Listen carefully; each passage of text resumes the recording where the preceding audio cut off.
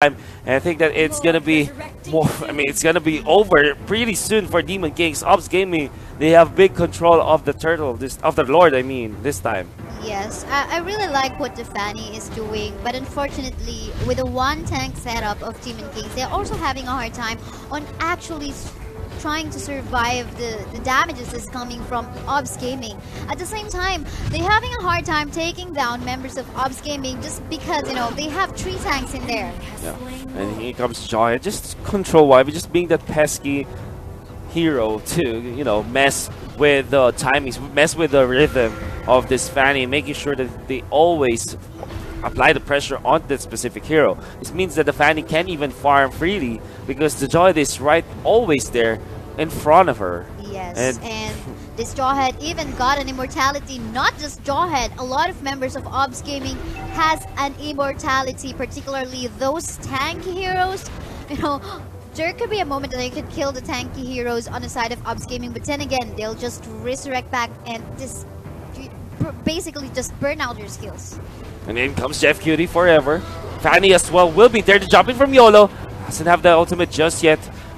There's the Martis with a little bit of control on his Ashura Aura. I mean, now Zapdo just tried to poke. There's the two-man knock-up, actually 3-man knock-up coming out from the Martis. But the Glorious Pathway activated. It's not gonna get anything from Ops Gaming just yet. Pac-Man actually being too far forward, taking so much damage, but he's being safe right now. The Lord on their side, the jumping from DN as well as the other members of Ops Gaming. The ultimate from the Lolita, not gonna land on anyone, but I think they're just going for the core this time. I think they're gonna finish it. They are going for the objectives this time. They're going for the win. And Ops Gaming will take the first game of this series. Wow, wow. That was 15 minutes game time. That was. And on the side of Obs Gaming. But then again, this is best of 2 match. We'll just have to see if, you know, this Digital Devils Demon Kings will be able to make a comeback. So we can see here MVP is Pacbet. While we can see, so much turret damage coming from the highlight as well. But then again, I think it's all about how they teamed up on this particular fight. You know, yeah, this is a story of both the winning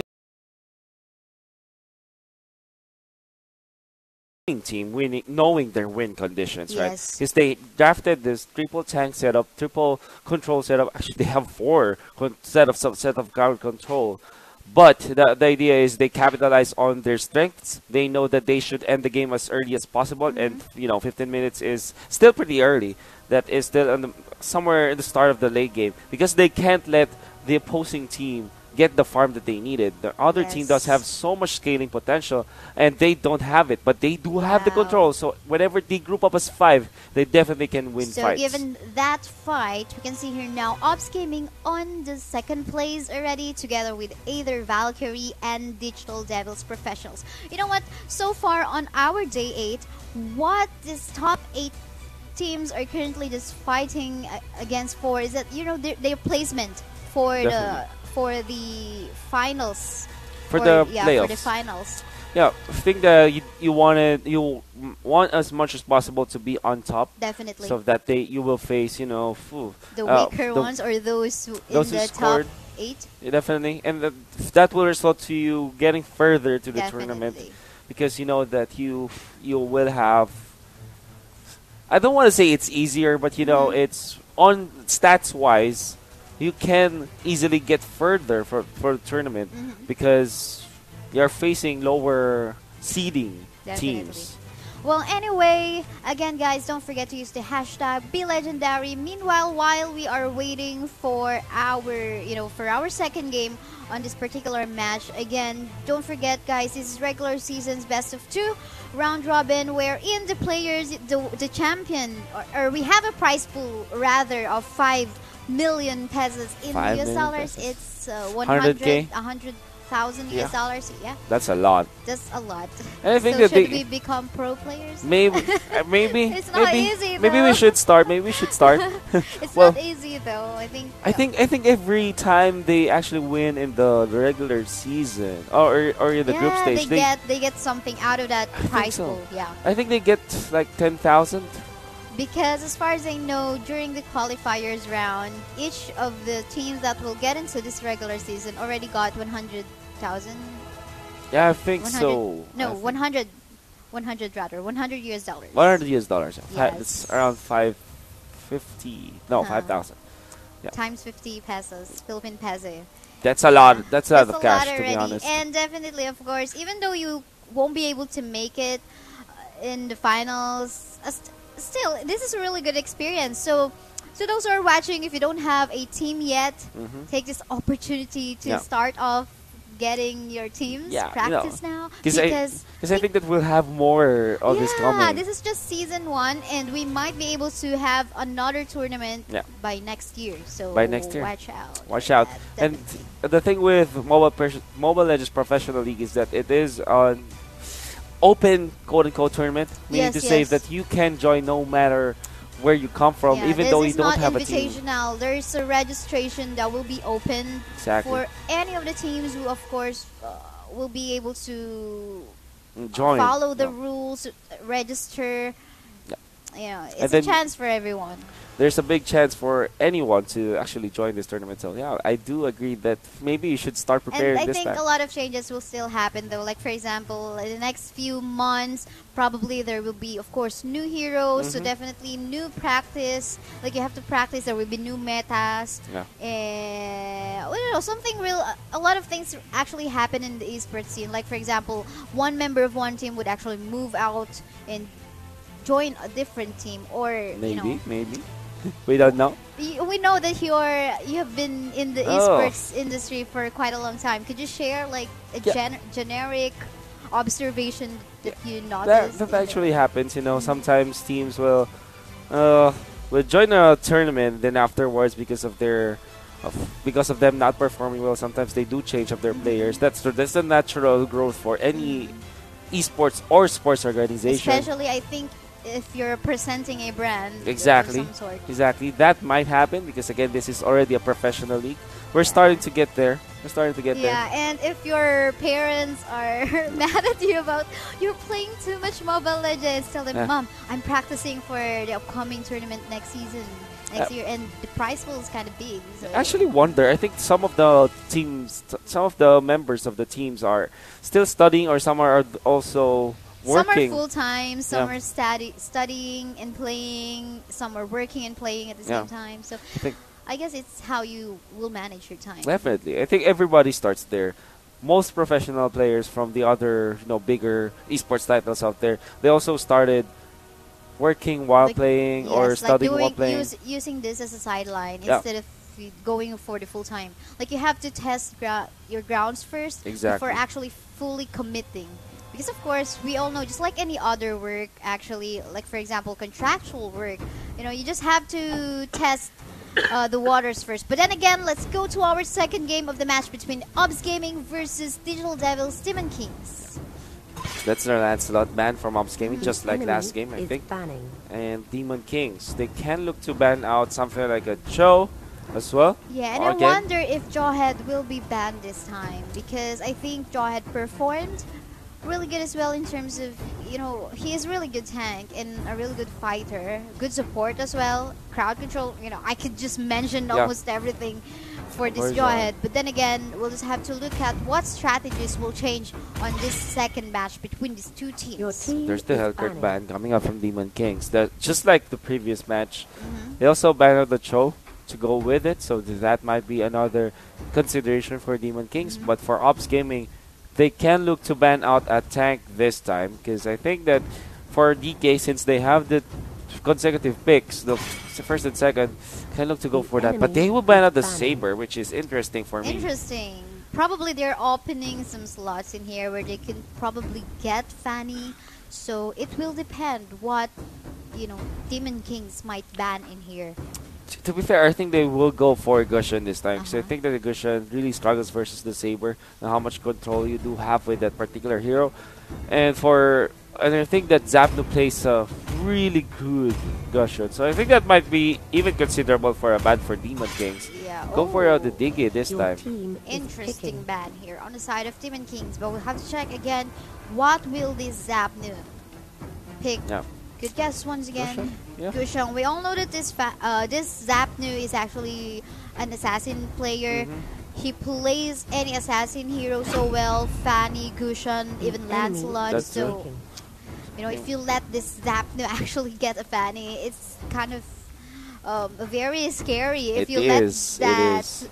player snowball. So now that's the big combination from Demon Kings. I like this a lot as a reaction to the Gushan. I think they have many ways to deal with this hero, this mobile hero, especially with the Cho, with so much control that he does have with the knockups, and then you have the Lysania locking up the Akai as well with the ultimate. It's just way too much tank ability as well as crowd control. And it's one way for you to deal with the Gushan. And without the digging, I think the Ops Gaming is gonna struggle to go up Yeah. against this massive crowd control coming out from Demon Kings already. Definitely. We saw their Dig Hue Ooh. was the ban just because they're gonna pick this really good heroes with good crowd control. But then again, let's see if they're gonna lack, if Obs Gaming is gonna lock this Fanny down. Because they banned out this Saber. Yeah, So Fanny usually Jihad. that's the thinking. Like if you want the Saber out, probably someone's gonna pick this Fanny. Then again, they're locking this Fanny. Fanny as well as the Jawhead will be the pick for Ops Gaming. For Demon Kings, they will go for the Kagura this time. So much damage potential. Well, I think they've had all their bases covered already with the Cho as well as the Akai. I think it's time for Demon Kings to pick up the damage. I think Kagura also fits that profile. So it deals so much damage as well, even through tanks like Jawhead, for example. Yeah, And Jawhead is definitely a combination of a tank and There you good go. damager. But then again, two mages setup is Your on the team side of is Demon picking. Kings at this particular moment. You can see here, it seems that the choices of heroes on the side of Demon Kings has really good mobility. We know that both of these mages, although they're squishy, they're very mobile, so that it actually adds up in terms of their capability to survive Yep. ganks. Oh, is this going to be an wow. Aurora pick Aurora, for yes. Ops Gaming? Uh-huh. I can't remember exactly who picked it. I think it was either Aether main. And it was really successful. The idea Definitely. is it doesn't have so I think much it damage. was Obs as well. I think probably it was. So the thing with Someone Aurora from the is main that teams, yeah. I think the thing with Aurora is that it applies so much crowd control as well. Constant pressure, constant slows, constant quote stands or freezes. Yeah, the ice, freeze. Then again, although a squishy hero, for as long as this hero is protected by the tanks or the support of Obs Gaming, this Aurora is definitely gonna blow up, the team fights. So we have to look at what is gonna happen. I think Demon Kings has a legitimate chance to win this over Obs Gaming. I think they have so much damage potential, whereas Obs Gaming, they might lack the damage because they have the Aurora Joy Lolly, they have Z4PNU, they have the Gushan, and as well as the Fanny, but it might not be enough versus two tanky cores like the Akai as well and as the good Cho. mobility as well on their side, Yep. as well as burst damage that might come up from the mages Kagura and Harley. Yeah, Yep. correct. As well as they have the Martis. They have the Martis as well, so good there's survivability as well and damage. there's a lot of damage potential. Like I told you, coming out from Digital Devs Demon Kings. Only problem is they might be outplayed though by the Gushan as well as the Fanny, which we know that Obs Gaming in general has got the mastery of the particular heroes that I mentioned, Yeah. and that is really scary. But I think that as compared to the previous game, Demon Kings have a better chance at winning over Obs Gaming in this particular game. Then again, we are now here in the Land of Dawn. It's Obs Gaming versus Demon Kings for our round 2 in this round robin match. Okay, right now we can see that Mart is actually hiding in the bush right now. Meanwhile, probably, trying to gank someone for the side of Obs Gaming. Way too But early. then again, yeah, way too early.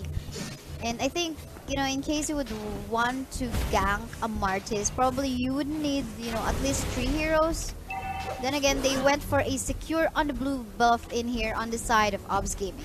Now, that's normally what top teams do already. They clear out the mid lane wave as soon as possible and as fast as possible. Then they rotate to the jungle. making sure that they give buffs to their opponents. Sometimes on top teams versus top teams, they even contest the buffs as early as possible. Whenever they get level 2, it's already rock and roll time for most teams. As Chef Cutie forever does have his hands on the Fanny this time, being very disruptive up top lane to kind of help Aurora get the necessary levels or farm that he needs. And Pakbet as well as Zapno in here. They will go and take the first blood on the Akai. That was a big pickup for and there was so much damage coming up from the Aurora as well as the Gushan. But then again, let's go back to what is happening on the top lane. This Harley, it seems... Oh no, sniped out by Zapno as well as Pakbet. Big miss coming up from YP420. Still trying to go with this one. Trying to hit on him with the strikes.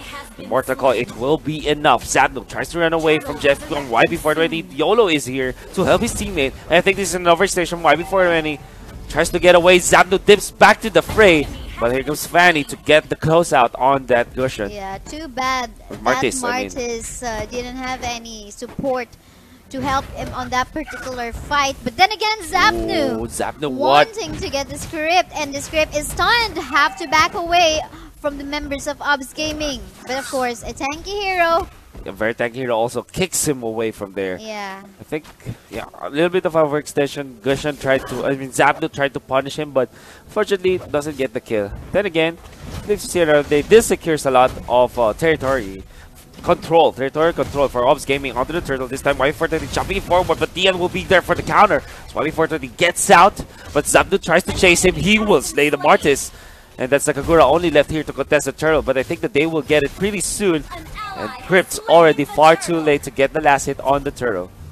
Yes, meanwhile, while that is happening, we can see here Demon Kings wanting to get an objective. But of course, damage is not yet enough to actually take this turret down, as well as the damage that's coming out from the Crypts.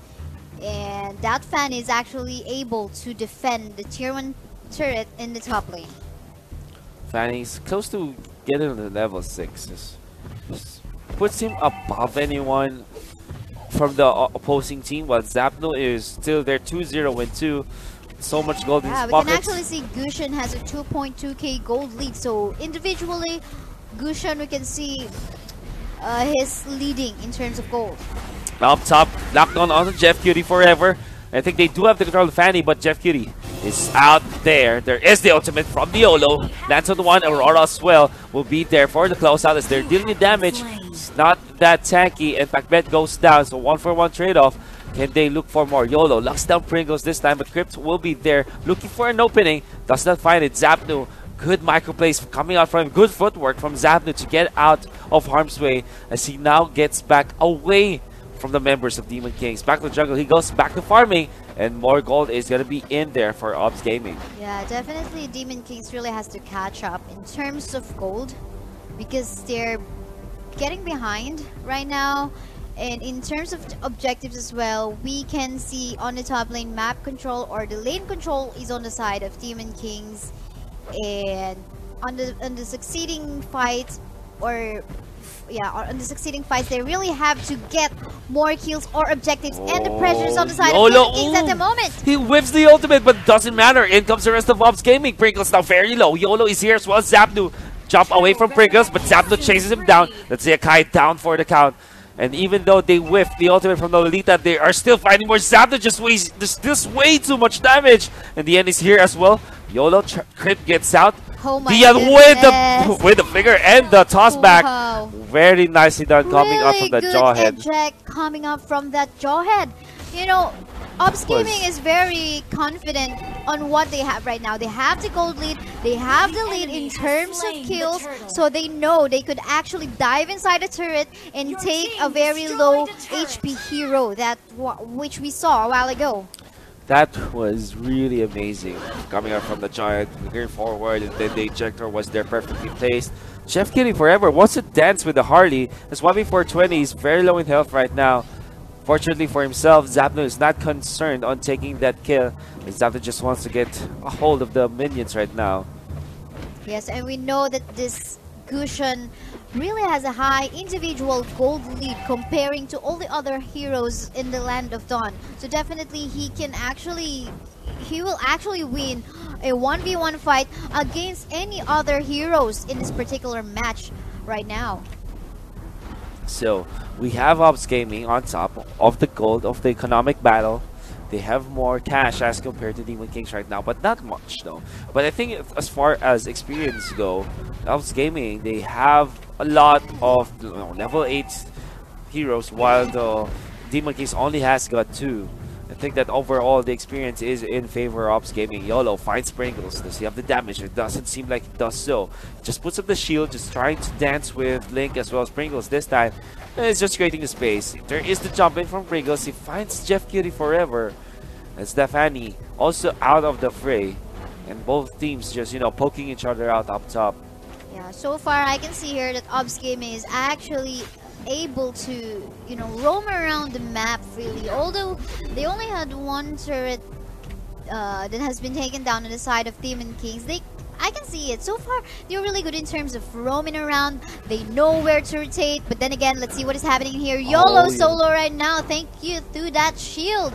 But then again, they will not be initiating a fight. But it seems this Fanny wants to actually, damage the tank as well as this Harley. That was pretty good initiation or aggressive maneuver coming up from Ops Gaming. Taking out the Martis once again. Is already 1 and 4. That is not looking good at all if you are Martis. And they are even setting up for an ambush this time, but they are not going to find anyone unless Link. Oh no, he walks up there and no, he will be taken out. Monster kill for Z4PNU. What a play coming out from Ops Gaming. Ops Gaming is very patient in terms of waiting for the right time to actually gank a member of the Demon Kings, and we just saw what happened to that Harley a while ago. Meanwhile, something is happening here on the top lane. Pringles is gonna go under their own turret and will be successful in defending it. But still, Ops Gaming is just basically roaming around in the top lane map area of Demon Kings, probably waiting for the right time to actually gank one hero on the side of Demon Kings. Let's see if they will actually get it. Another ambush being set up now, this time for YB420, but I think that he sniffed this one out. He has to get out. He barely does so. Well, it looked promising for a moment for Ops Gaming, but Martis finally gets away from harm's way. But Z4PNU still looking for more down bottom. There's the ultimate from Pringles. This is very weird. They really want to get kill on Jeff Cutie forever, but he's just zipping in left and right. Try to get away. He finally was taken out. Finally. Of course, thanks to the burst damage that's coming out from that Harley. Meanwhile, we can actually see pressure here is actually coming from the side of Ops Gaming. They're roaming around the map right now, kind of freely, although few turrets are down on the side of Demon Kings. But at the same time, we'll have to see who's actually win the fight that is currently happening there on the middle lane. Nice kill out there, and Pringles fights YOLO, locks him in place. YB420 though, this is way too early, doesn't deal much damage. And actually, Z4PNU will return the favor. They do have so much in their firepower, but in comes the Joe with the 2-man knockup. But the ejector coming up from the control crypt as well. He's very tanky as of this moment. No one dying just yet from both teams, as YOLO will actually recall in there, even when it's not completely safe from Demon Kings. And this means that Ops Gaming will live to see another day. It's gonna be pretty close. I mean, game number 2. We mentioned that game number 1 was kind of one-sided towards Ops Gaming, but this time both teams they're making it pretty even for each team. I really like how the tanks of Ops Gaming is actually using a wizard boots in there, wherein although they don't have much damage, definitely having a wizard boots on their as part of their gears will actually help them get more goals, although they would just have an assist or a kill from their fights. Well, that was Demon Kings with a good counter initiation or disengage from Ops Gaming, from the aggression of Ops Gaming, I mean. And every single minute that passes, Ops Gaming can really shoot up as far as net worth goes. Well, Demon Kings as well, they have scaling. They have good scaling towards the late game, courtesy of the Martis. Yes. But I think as far as Kagura and Harley goes, they really wanted to fight as much as possible. Our turret has been destroyed. YOLO being Another found. turret is down there on the side of Demon Kings. YOLO want to go against Pringles as well, so YB420, but again, both teams, they don't want full committal just yet. They just want to, take out as much, just poke Yes. each other Well, team. probably because, those were two tanky heroes. They could probably aim the squishy ones instead, just like Kagura and this Harley. But then again, they're having a hard time, in particular, that Fanny on the bottom lane, to actually take the Harley down. Meanwhile, here in the top lane, looks like something is happening. It is. Z4PNU is in here. Lolito prepping the ultimate. It's not needed anymore as they already took out the Akai. YB420 might be next. Z4PNU dealing the damage as well as YOLO and Dian. They're diving under the turret. YB420 survives for a little bit, but eventually he falls. To Freeman knock up from Crit and also the ultimate onto Z4PNU, but it's not gonna be enough. Cho is not known for the damage, and it's not really showing up this time. Ops Gaming gets away with murder. Jeff Cutie forever way to jump in onto the Hardy, but the hat trick is there. I think they have baited out the Fanny, but the Fanny still takes out the Hardy, so that is still a 1-for-1 trade-off. I mean, Demon King's not gonna get away with that. Crypt now being zoned out by the members of Ops Gaming. I think that Ops Gaming really well, kudos to that Cho who's actually wanting to disrupt Ops Gaming in actually getting that level 1 Lord, and he was actually successful. And he was not just successful, he was actually able to survive the fight that Ops Gaming wanted to initiate in there. Definitely. Z4PNU preparing another ambush, so it seems. YOLO finds Pringles here around the bushes.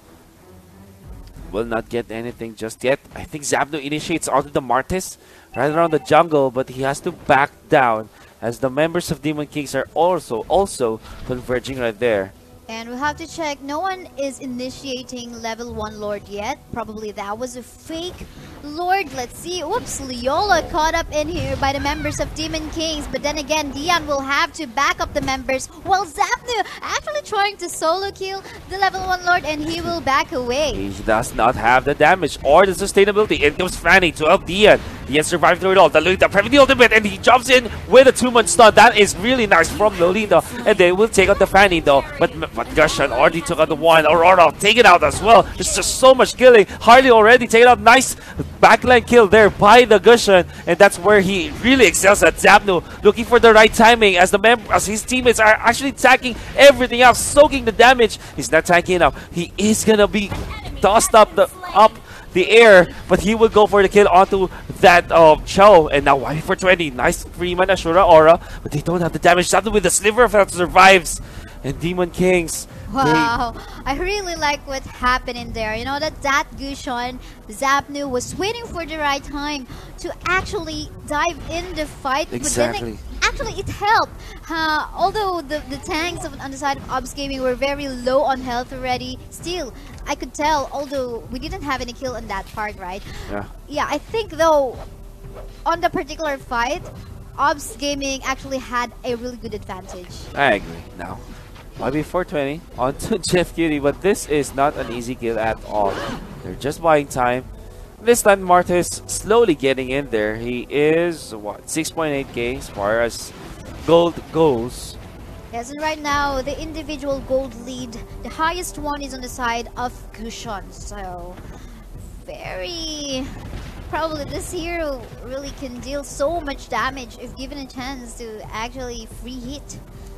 No one is starting out the level 1 Lord yet. Definitely, of course, it is risky. We understand why they are not initiating Lord fights at the moment. Oh, in comes YOLO to YB420, but Demon King's right out there as well to help his their teammates, I mean.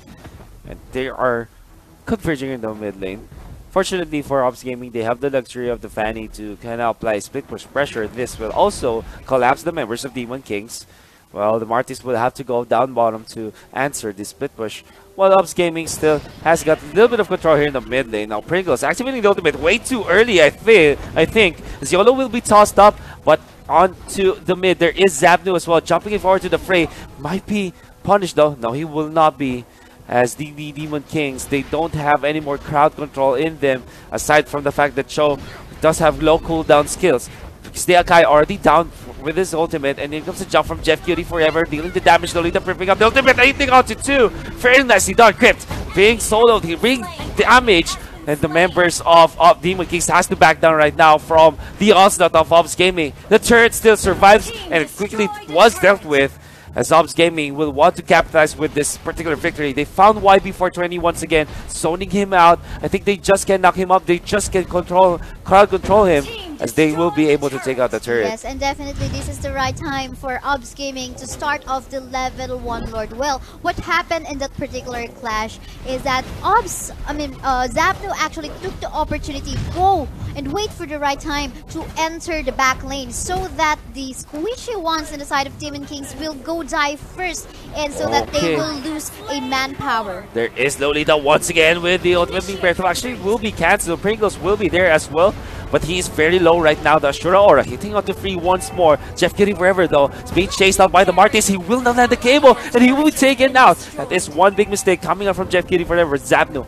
diving in a tier 2 turret, while Pacbet will be, chased out by YB420. This time, he flickers through the wall as the Kagura already taken out from the other side of the map. They toss up Zapno up in the air, but they have to back down right now. It seems like there's a lot of bloodbath in this game as they take out the Kagura now. Zapno, fortunately, is very mobile. He gets out. Dian is now very tanky. Actually dodges that Ashura Aura. It's just soaking so much damage. Zapno looking for another opening. Can he get it? He's looking for it. Will not get it though. Might have compromised his position. That is quite very, I would say. Wow, this is a lot of waste of time. But then again, they're really persistent about getting this Zapno down. Zapno. Because right now, look at that. Don't that know. was his very first death in this 7-minute game time. 10-1-7. They really want to get a kill on this Zapno. I think that was a mistake from Zapno. I don't think that he should have stayed. Yes. They should have got their losses. They should have sacrificed Dian right there. Yep. But they were too frantic to save him, but that didn't go in their favor. And that is really bad for their team. Yes, and in spite of what happened though, we have this 11-1 Lord on the bottom lane actually helped to creep the bottom lane on the side of Demon Kings. Well, then again, it's already late game time. Almost 19 minutes right now, so everyone almost is on level 15, and soonest, I guess, someone will be on the lock item mode. Yeah, Let's take a look. Yeah, Let's look at- Fanny actually is on lock item. He could, but he could still take down this or exchange this jungle item he has in here. Probably another damage, but well, it depends on how they're gonna use it. Oh, you can see that this Lolita is that's not lock item. Yeah, the Gushin is lock item, I guess. YOLO being found by Grip this time. Fortunately for Demon Kings, they don't have to commit anything just yet. The Marta is actually jumping in forward. And Dian tries to isolate impact, but tries to run away from the angry Martis, but there's the Ashura Aura hitting on him. Flickers to the right as he activates the ultimate as well, but Freeman knockup coming from the show, really big, coming up from Demon Kings. Backman very low, mega kill for the Martis. Can they get more? YOLO very tanky, puts up the shield with the help of Dian, while the other members, they're not here just yet. Jeff Cutie forever wants to participate in the fight. Another Ashura Aura hitting onto 2. While YB420 just working on these 2 heroes. There is the ultimate though, hitting onto 2. I think 2 have the damage. They will eliminate that Martis. Can they get more? I think they will. Crypt already gets out. They have the immortality. He's being chased out as well by the others. That's toss once again from the ejector of the jawhead. And now they do have the damage from Jeff Cutie forever. Just chasing. Can they get him? I think they will get him. Eventually survive through it all.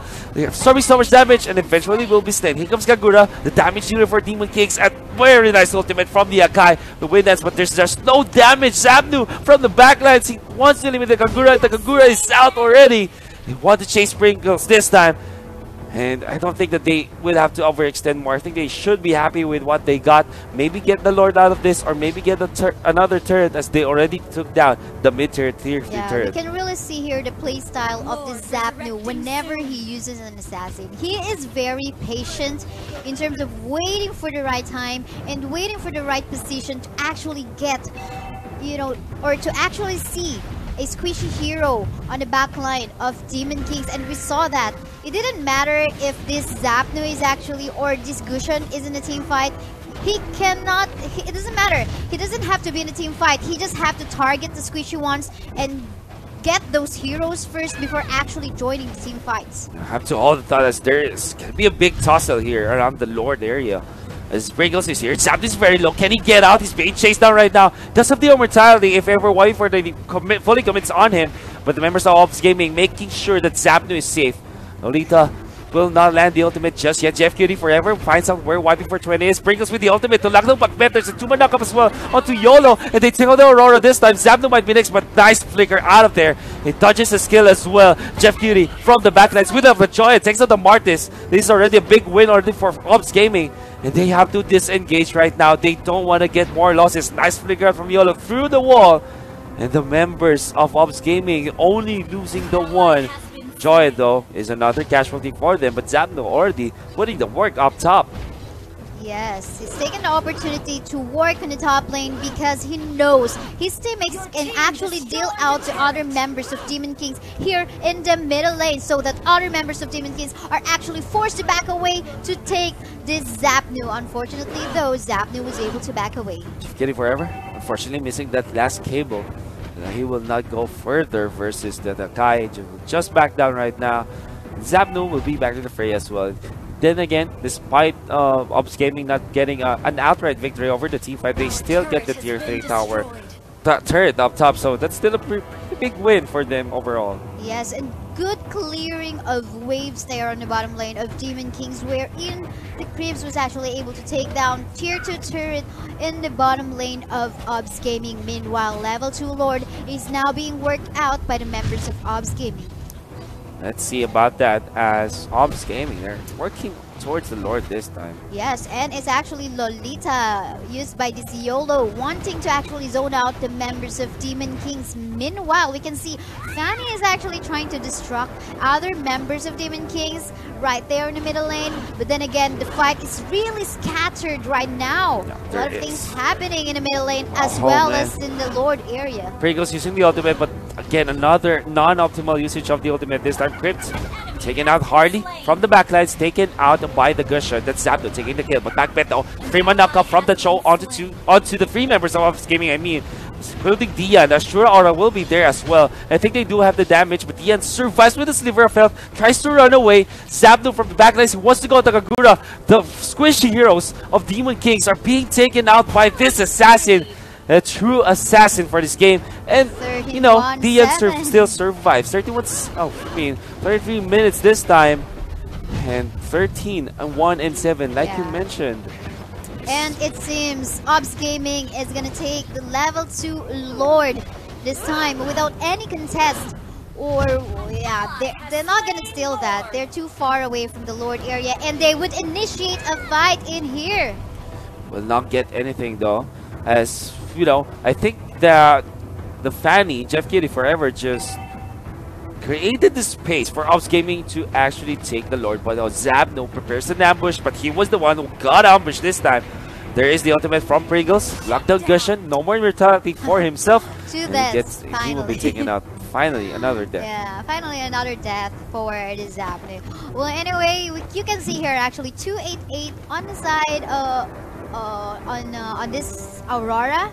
So, but that didn't matter. You know what? When you have an Aurora, you just basically need his crowd control skills. You know, the ultimate with the eye, so that it can freeze your opponents. But then again, as a support, it's fine. What you need more kills or support is what we can see here on this Gushon, which is actually being used by the Z4PNU. That's very true. Oh, Lolita. Oh, the tip of the ultimate hits onto that Martis. The Martis down for the count. Ops Gaming, can they get more? They don't have much ultimates though. They don't have the Lord as well. But they are converging down bottom. I think the Fanny as well as the Lolita is already out there to push out the minion wave. And Dian just creating the space for his team. The turret now compromised for Demon Kings. Then Ops Gaming close this one out. The ultimate from Pringles activated to lock down Dian. No damage just yet. Jeff Cutie forever in the middle. Actually hitting onto the turret this time. And he will be able to finish it. Now, meanwhile, that's happening. That is going to be a kill onto the Hardy. Big damage dealer from Demon King's already down and down for the count. The other from the lead, hitting on to 3. Very massive from Ops Gaming. Chef Kitty forever in the middle. Actually, he's just taking the core this time. Doesn't care about the kills. He just wants to finish the game. And again, he wins it for Ops Gaming. That was a very long match, but then again, the second win is gonna go on the side of Ops Gaming. It's really a good decision that they just focus fire on the base because, you know, the situation might turn around in the particular clash. So, you know, as you have mentioned, you don't have to get another kill, just get straight ahead to the core. So, no questions asked. MVP is gonna go to Z4PNU. Definitely. I think it made a lot of beautiful plays out there. Was able to get to, what, 10-0, I think? That's 10 zeros. I couldn't recall what was how many were the assists, but then again, really good KDA that was presented here by Z4PNU. 13-7. That is a really good numbers. Yeah, you know, the only last notes I have for that game is that I think that the Kai did not. Well, they did not team fight in a very optimal manner. They were using the ultimate prematurely, so that when the fight really did break out, they will not have the ultimate. And that's what happened in the previous match. Now we can see Ops Gaming with 11 points already. The second rank this time. Exactly. No more ties. So on the third place, we have here either Valkyrie and Digital Devils Professionals. Few more weeks though, you know, I could sense Ops Gaming might still be able to catch up on the first ranking, but we'll have to see. Right. What's our next matches? I'm not so sure, but I think we will be taking a break. Yeah, we will be taking a break, and that's after the break we will have our second series, which will be Vicious and Delicious versus Ops Raven. I think they are the bottom two of the group, and it will be a very interesting match. I'm excited to see how both of these teams will fare against each other, finally facing off. But that will be after the break, guys. We're casters. My name is Wolf. I'm with Kaisa. We will be back for our series number 2 between VND and Ops Raven. So see you after the break.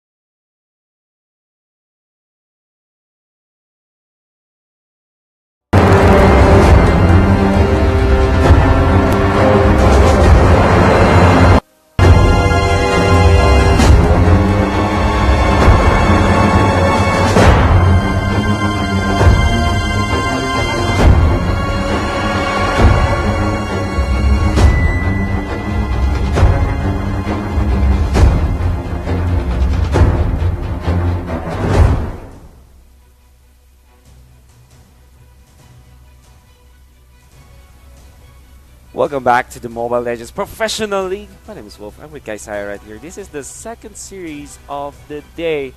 And we have VND and Ops Raven. Well, they haven't been performing really well. They are really struggling. Bottom two of Yes, the group. bottom two. Yeah, But then again, we just knew a while ago that every win on this particular regular season matters because 300 US dollars per win. per win. Per win. So if you win 2-0, That's part of the 100,000 US dollars, US prize dollars pool. prize Correct. pool. So if you win 2-0, technically speaking, You got how many? 600 600 US dollars. That's 30,000 Amazing. PHP. That's a I lot. told you, let's just format it. I should have started as a player, not as a caster. But well, we do have VND and Ops Raven, the two teams that will be facing up on the second series. You have Yasu, you have Jet, Pau, Base, and Kev for Vicious and Delicious. And let's look at who's on the side of Ops Raven. May, Burning, Ikem, Tang, and Basha. Alright.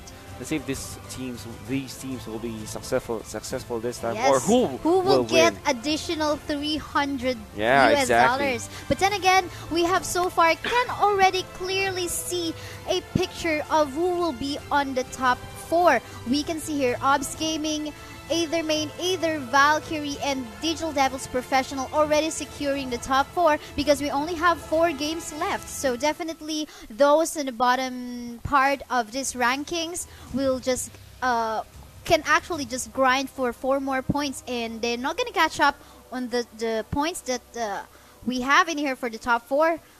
So yeah. Yeah, the stakes are very high for both Vicious and Delicious and Ops Raven. Whoever loses the first game is almost out of the tournament, I believe, because Ops Raven needs to win 4 of their remaining games that will be up against VND and I believe Invictus God. Gods. So they have to win Yes. 4 straight games for them to get to the playoffs. But Vicious and Delicious, maybe they can afford one, but they will have to win everything afterwards. Because the goal to reach is 5 points at this moment. But that will definitely change. I mean, that Yes, is not it can set in stone. change. Because what if the no limit gets to 7 points? It's Then fine. you have an entirely different scenario in the playoffs. And we are now on the drafting phase. We can see here quickly, banned in here on the side of Obs Raven is this Fanny. And we'll probably have to see more Assassins ban. Hellcurt, we have been seeing a consistent ban on the Hellcurt. And of course, this Gushen as well on the side of Vicious and Delicious. Really interesting that the Gushen is a choice of ban. This opens up a probable Martis or a Lancelot for Ops Raven. Unless, of course, that will be banned by Vicious and Delicious. But and there's we the have Hellcurt. seen a while ago on the first match that we saw this for the stream, although Martis was open, although Martis got picked, it definitely depends on how you're going to execute or use this hero for your team. Exactly. It doesn't result to Yes. a sure It win. doesn't result to a sure win. Ops Raven, though, I like their priority. Enemy.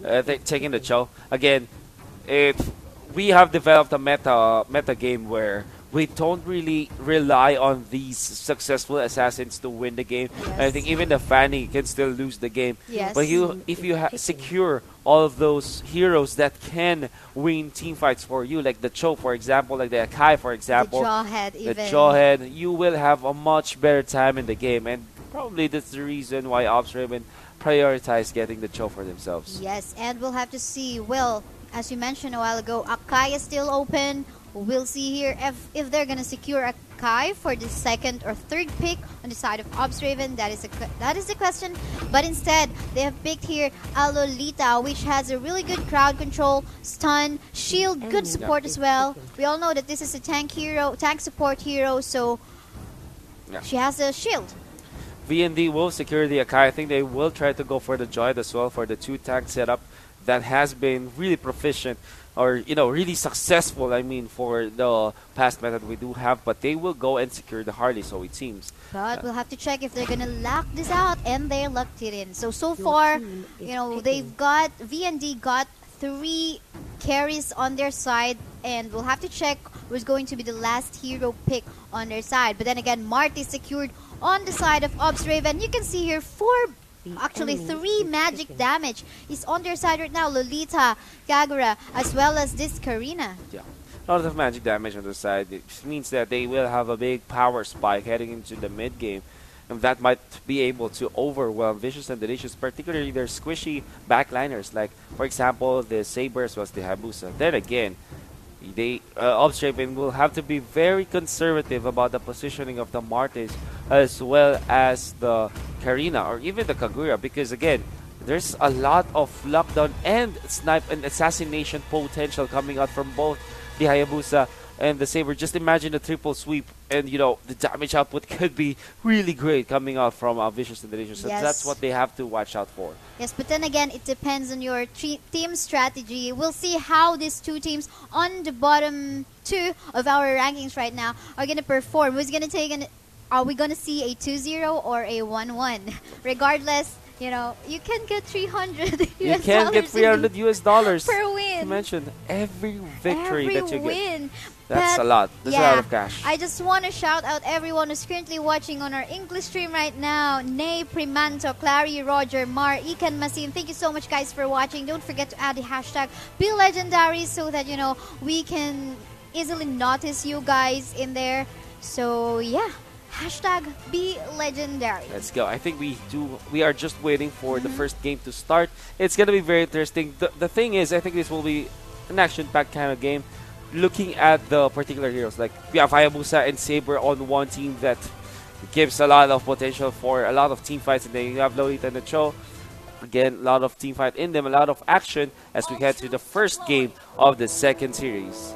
Obs Raven on the blue side and VND on the red side, as we are seeing right now.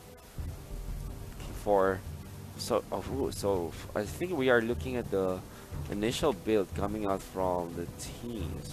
Alright, so I think that we will have access to the items as well as the skill build for each of the teams. See here, prioritized so far is actually the boots, where of course additional movement speed.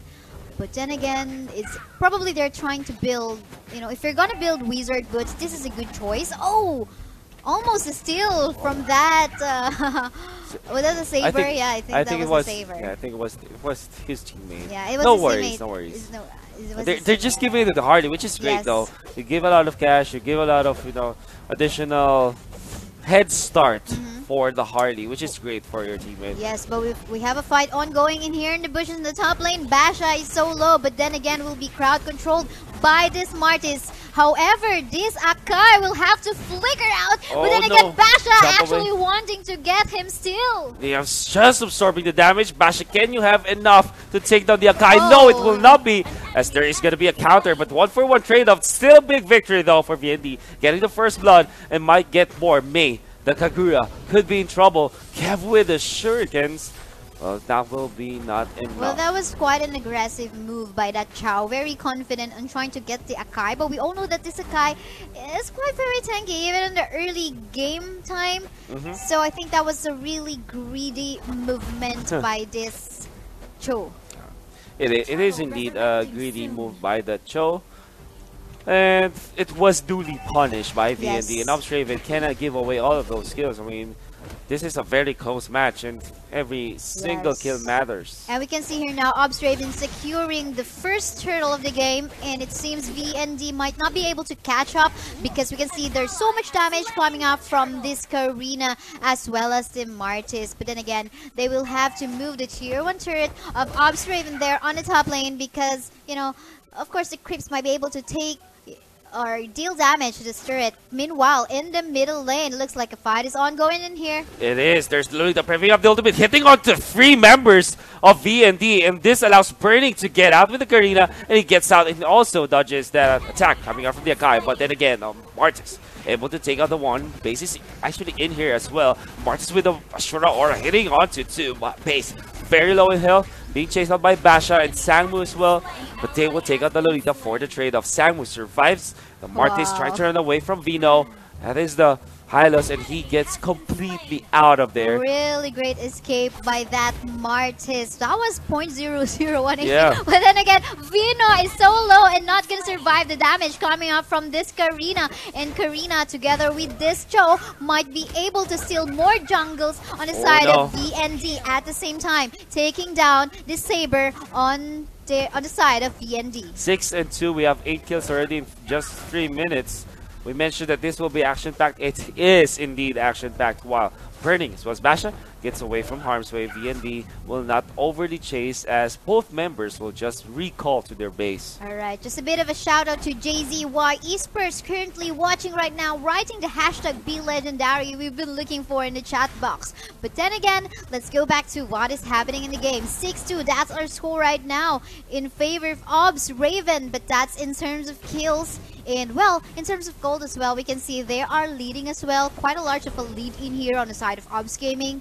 But then again, no turrets down for both of the sides. Yeah, Obs Raven, them getting 6 kills for their team and also the turtle control means that they will have a much better control of this game with what 3,000 network lead. That's still a lot 4 minutes in, and converging on the turtle, even more gold going their favor as Basha will just zone out the members of VND so that no contest will happen. Yes, Come and out from it VND. seems this Hayabusa, although very mobile, might not be able to go back away from the Obs Raven that's actually trying to chase him down.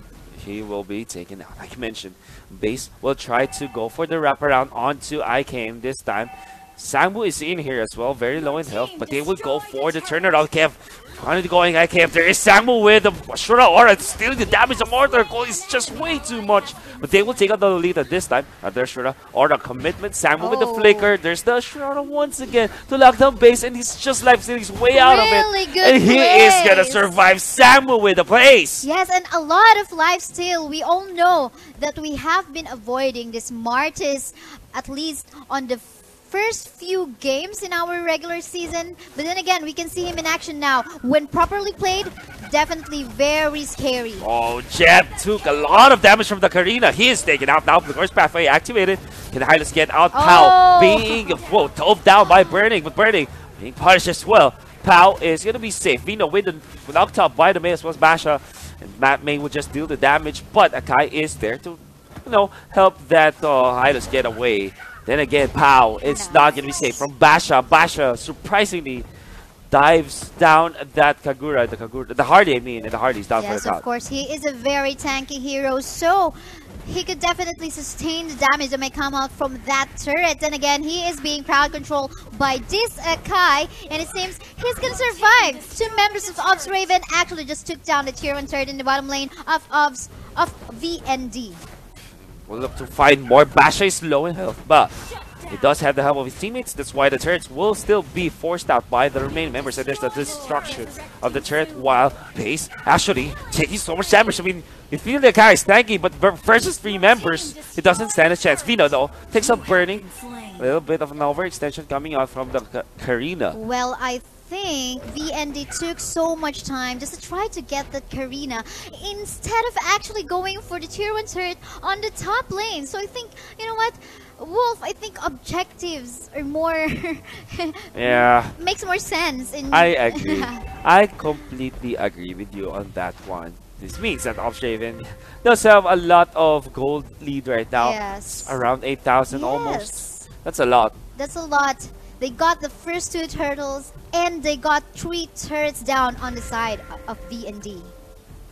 Base found by IKM this time, but he doesn't have the help of his teammates, while the members of VND hiding around the bushes will be found by Basha. Basha takes so much damage. Can he get out? No, he can't. He didn't expect that the members of VND are actually just hiding in the bushes in there. Exactly. That was a big ambush from VND. Majority of the crowd control that Obs Raven does have will come out from the show, and him being taken out was already really bad. Base, though, will be the exchange as Karina will be there to take out the tanky Akai. IKM with the aggressive maneuver, just zoning out the members of VND. All the while that's happening, Hayabusa gets a turret, but AK wants to go on to Vino this time. Does he have the help of his teammates? It's not yet there. And they have Yes. to back down right now as they will have to answer the push coming up from the Hayabusa. Will there be a cutoff though? They're trying to cut the retreat and they will be able to do so. Hayabusa is down. This opens up the path to the Lord for Ops Raven. Well, good thing at least VND got one objective turret in there in the bottom lane. However, Ops Raven is gonna take down the level 1 Lord. And it seems on the top lane, the Saber would want to get another objective, and then probably they realized, whoa, it's almost mid-game, and they need to catch up in terms of gold, in terms of objectives. So look at that now. So far, the numbers are getting into a closer. So far, it's just 9k gold lead on the side of Ops Raven, comparing to what we saw a while ago. Exactly. This is more one-sided as compared to the previous match. But let's see if VND can still, mount the comeback that they needed. Well, we did mention that they have so much damage potential, but Ops Raven, they do have the mid game right now with all of the kit that they already got because of their, early good start. And we can see Ops Raven currently has the map control, basically just roaming around in the middle lane as well as in the bottom lane. Meanwhile, we have to check what is that Saber going to do on the top lane.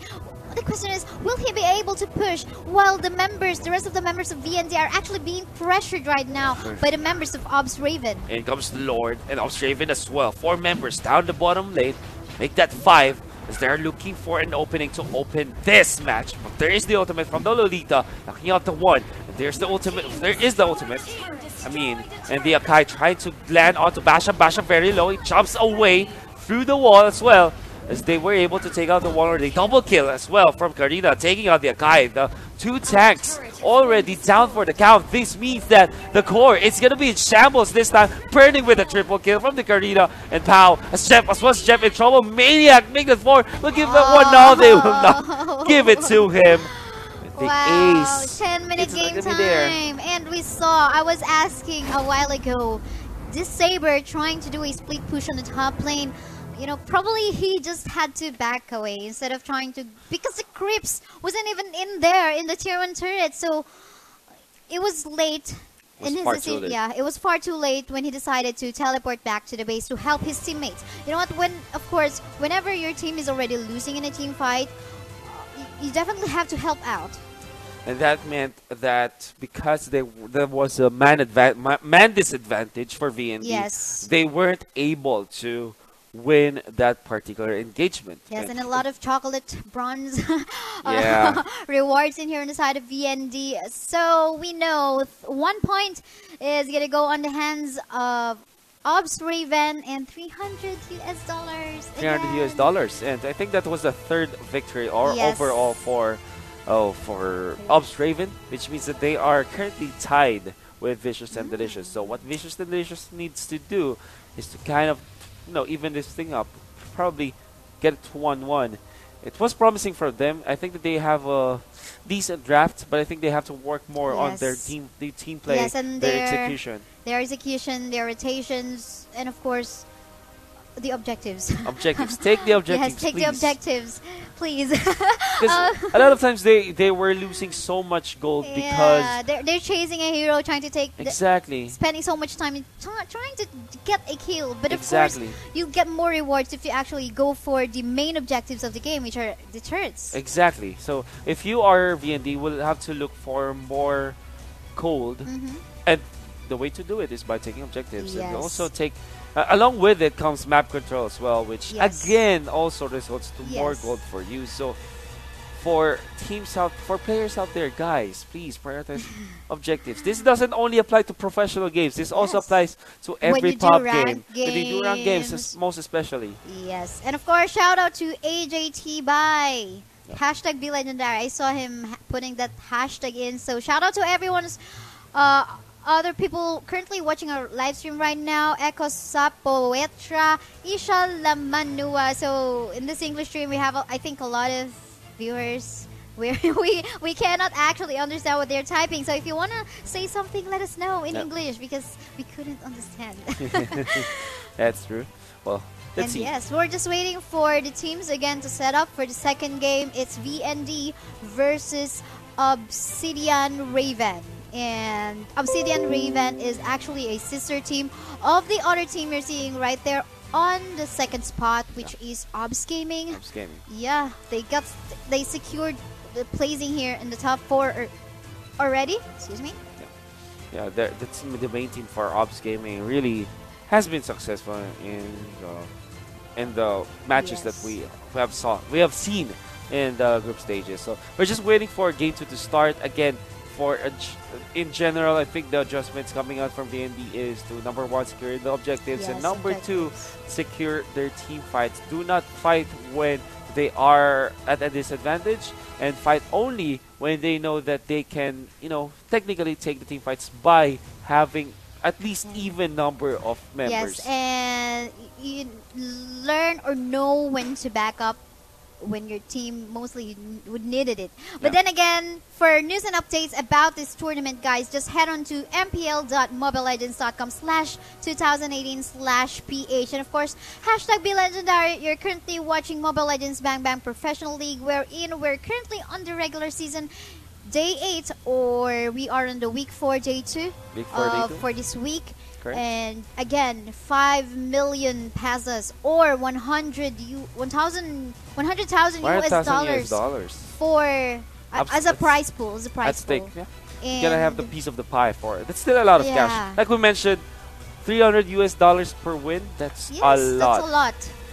It's gonna And really help a lot of after teams. this, we're gonna form our team Exactly. in preparation for season 2 next year. Yeah, why not? Yes, why So not? season 2 is gonna be next year. Yes, Okay. as far as I have, and I have been informed by Okay. our production team. Wow. So yeah, this is going to be a yearly, An annual thing. event. Wow, yeah, yearly event. that is gonna be amazing. We're gonna see a lot of Mobile Legends action in the next coming months, which is very exciting indeed.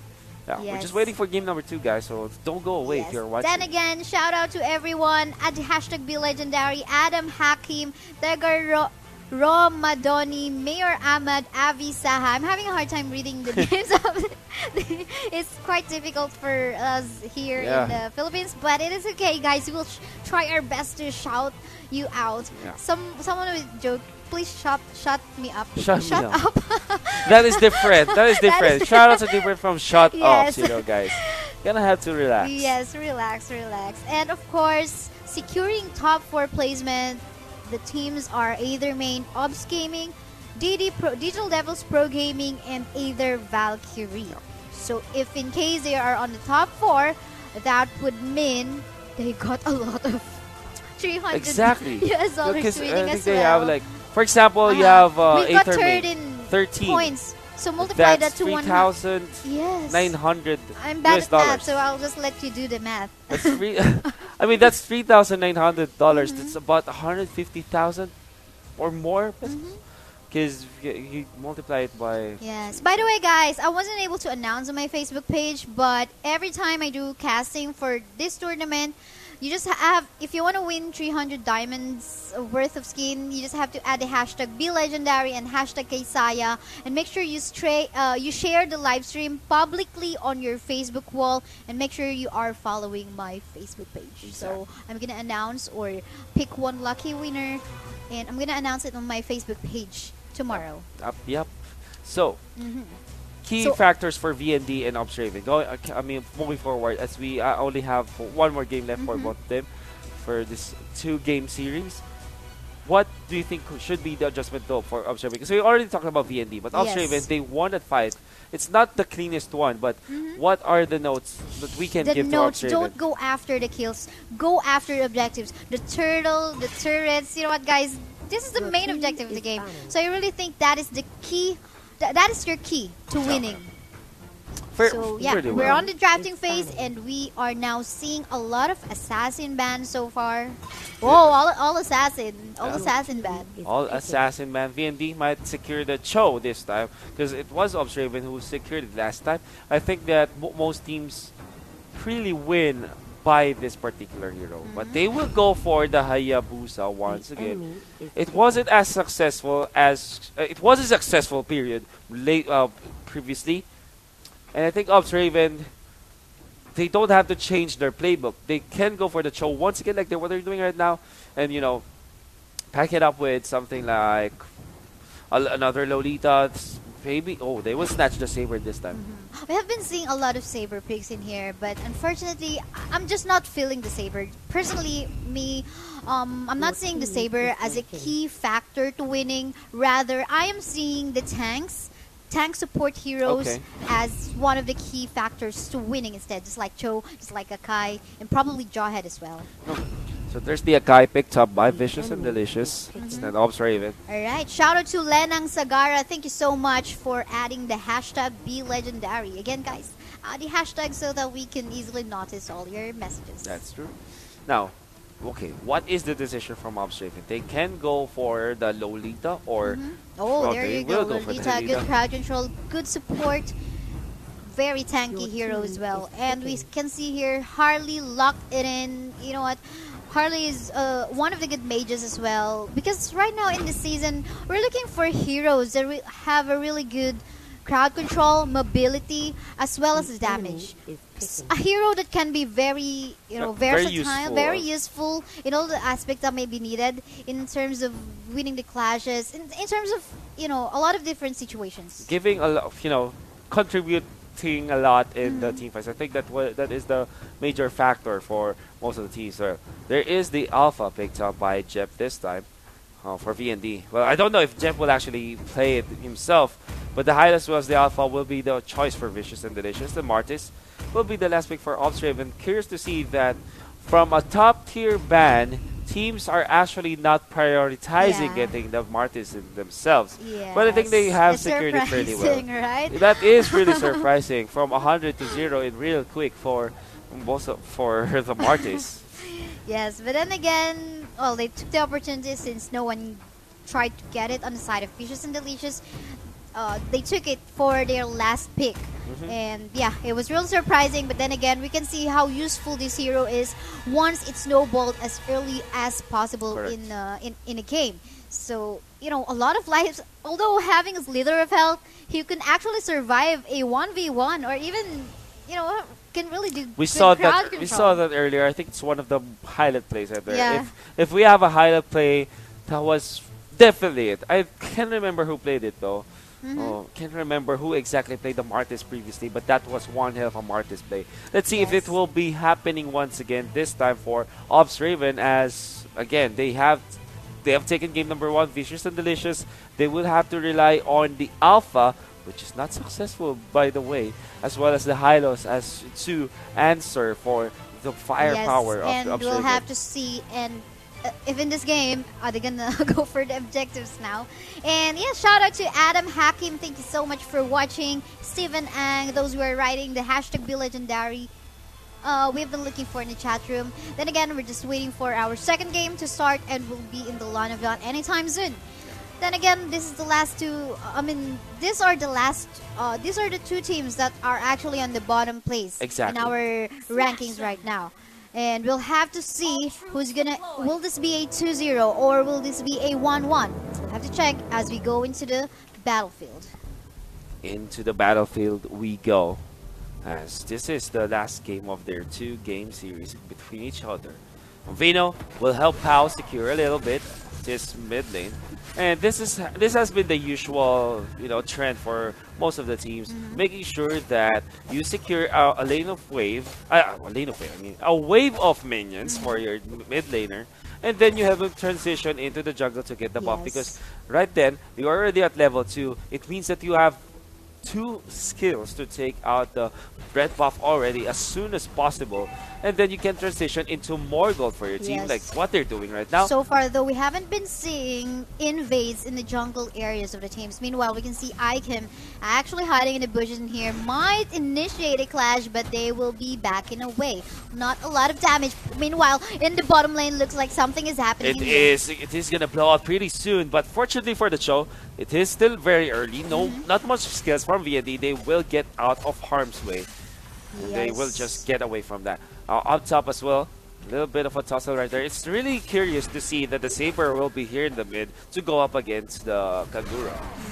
And we can see here Vino still sustaining the damage coming up from this Harley. But of course, this Harley, you might not be able to get him down because the damage not yet too much. Sangmu though will have to go under turret to sustain the damage coming up from the members of VND. Looks like VND is up for some objectives this time.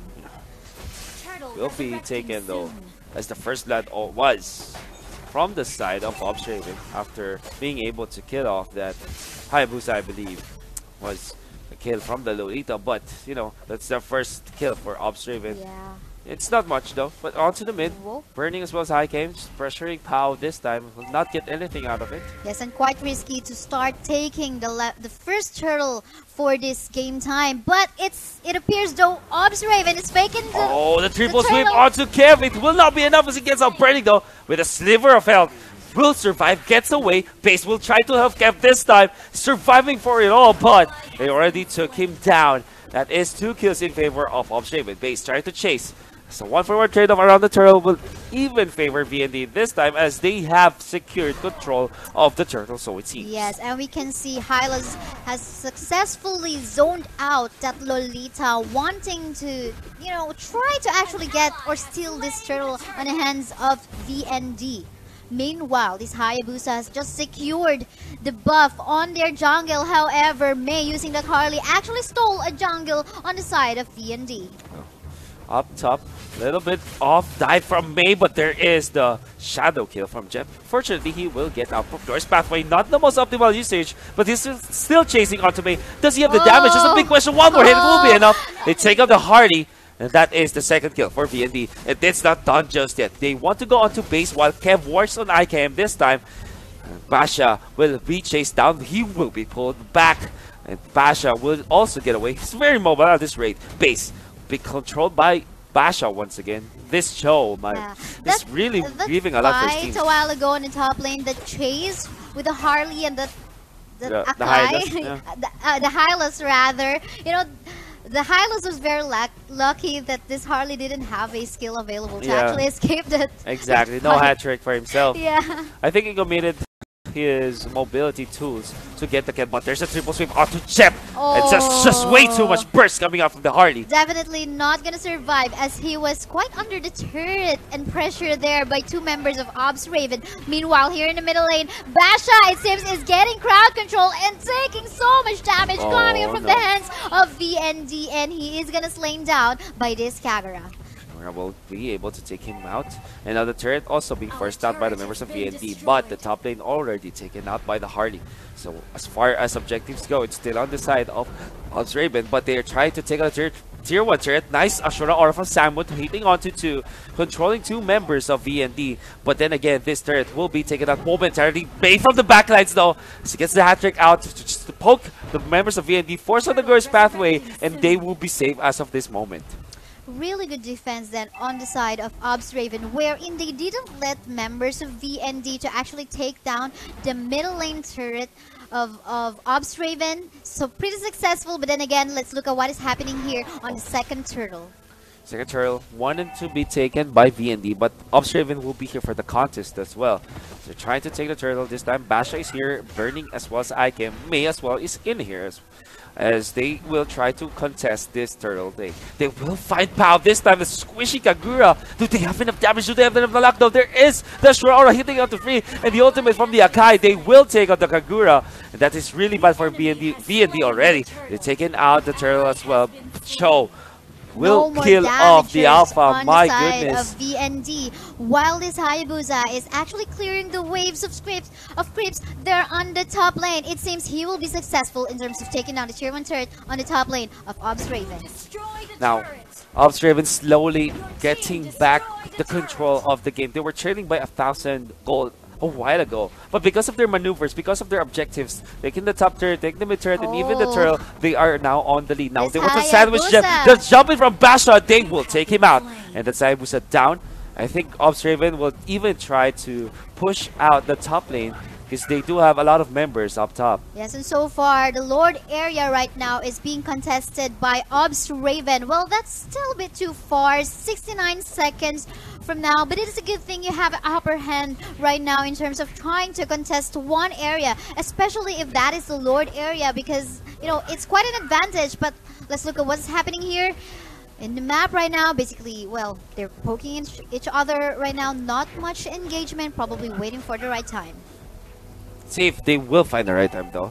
Because I'm sure even they are slowly creeping Wow, in. They are going for the sandwich maneuver. This time, like the Kev, the Astra Aura, and a triple sweep. There is the Lolita casting the ultimate. It's not gonna land, but they will still take out the one. That is the Alpha down for the count. Can they get more? They're under the tower. They're receiving so much damage. Samu is down. Basha being chased down by base. But they will focus their attention onto the Lolita. This time, putting up the shield from the backline. A 3-man knockup coming from Basha, but it's already dead. Akai gets the last hit, but brunt of the damage came out from the Kagura. Well, that was two tanks from the side of Obs Raven. That is the reason why VND is actually having a hard time trying to end the fight there on the bottom lane. Meanwhile, although that Harley actually gets the middle lane turret of VND, there are two split pushes that is happening on the side of VND as well. Top lane as well as the bottom lane. And AKM is going to be the lone defender down bottom, while up top, Jeb will try to survive with the shadow kill, but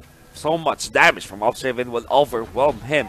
IKM though, speaking of so much damage, I think it's not gonna come from it's gonna come from the Kagura, and it will be successful. And this is so cute. This Akai actually focus firing all alone here in the turret of Obs Raven, and he is actually left alone. But of course, possible survivability in there, and it actually happened. I'm surprised. Just have the jump, he gets out. Yeah. We have trying to split push, doing what the Hayabusa has been doing for the past few minutes up top. Wonder if they will get anything out of it. Seems like they're not gonna get anything out of it. Alright, so right now, level 1 Lord is currently up. Let's see who's gonna take a risk in actually getting this. But probably a fight might be picked up first. And let's see if this Hylas is gonna initiate that. But nope, Hurricane is ordered to still. Very crucial objective is this Lord, the level 1 Lord, because it kind of defines whoever gets the further pushes coming out from both teams, because this has been a very close fight. I mean, there's a 2,000 gold lead for Obs Raven, but it doesn't really amount to anything just yet. VND can surely still win fights if they initiate on the proper terms like this one, as they're chasing onto Sangmu. Question is, can they really catch up? Sangmu controls them with the Shura Aura, trying to dash away, but in comes the Kagura as well. All the while that's happening, the Harley already got the one, and Sangmu, can he be taken out? He will be. And there's the Lolita with the ultimate. It lands onto 3 members of VND, but there's no follow-up damage. I think this is just for disengage. And Obs Raven, they will definitely get out. And all the while that's happening, it's gonna be a turret. A tier 2 turret down mid. This is the same mistake that is VND doing once again. In terms of focusing on the objectives, they went and trying to chase for a hero kill instead. And that is really bad. Basha is very low. Yes, he might be the sacrifice for his team, but no, Lolita will be there for the help, and Basha will be safe. Putting up the shield, Mei is also in here to kind of contest VND, put them out of their toes. And you know, Basha is here with his liver of health, still provides a way to control this Kev. While that's happening, the Kagura already taken out. Burning survives. Can he get out? Oh, the Cho finally was taken out by Kev, but this might be an overextension from Kev himself.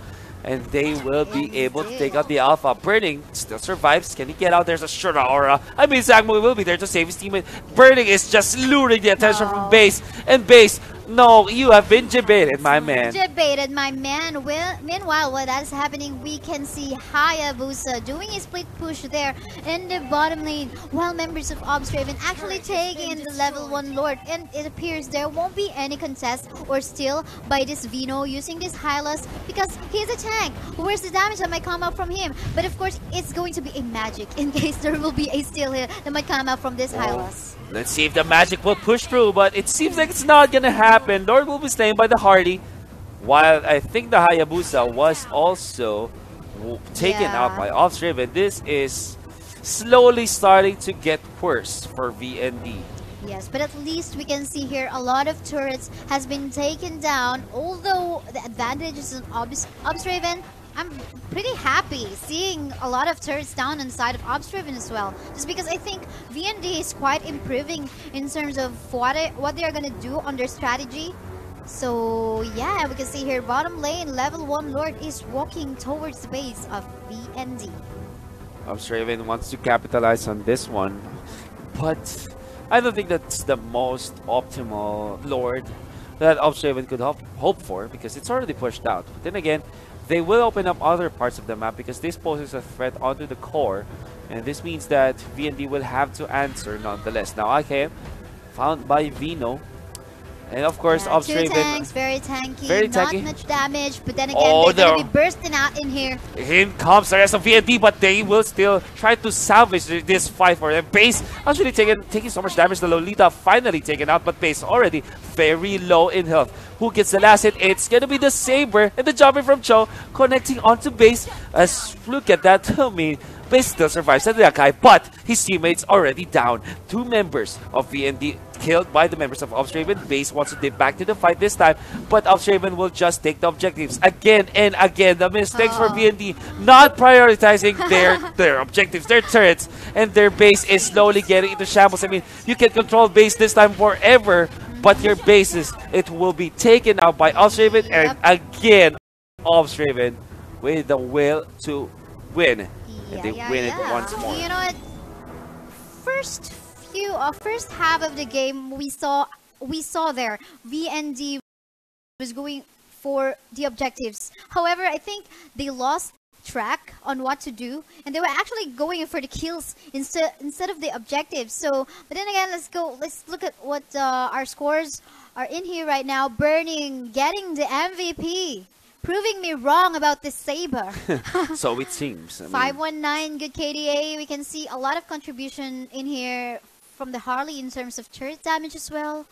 Yeah, and again, the Alpha is not successful at all in the meta right now. I think that teams kind of theory crafted on the possibility that the Alpha will, can win games, but seems to me it doesn't.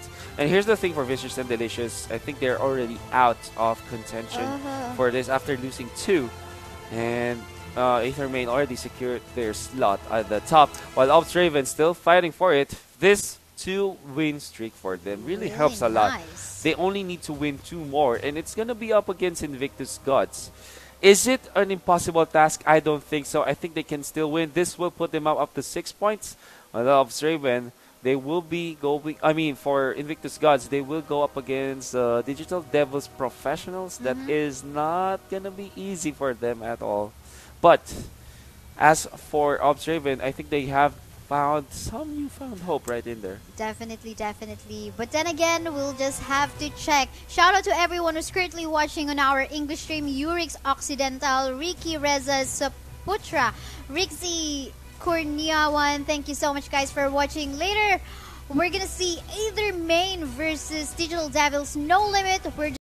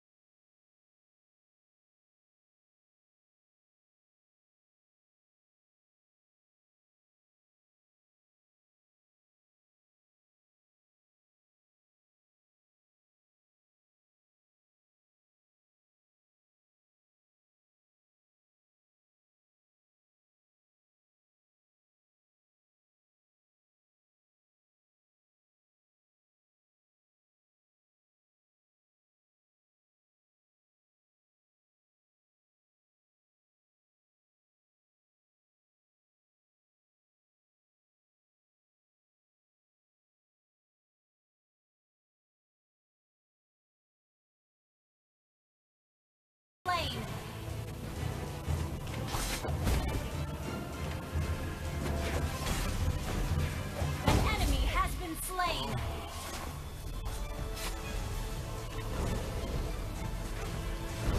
Killing spree. Your team destroyed a turret. You have slain an enemy. Ally has been slain.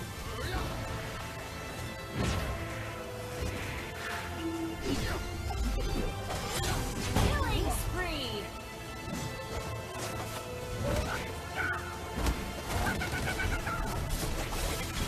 Mega kill.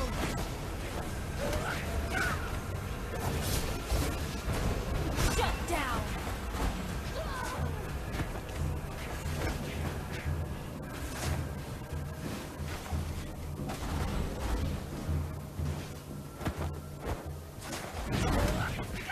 An enemy has been slain.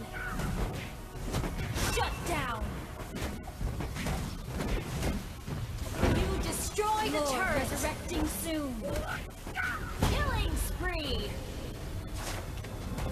Your team destroyed a turret. You have been slain.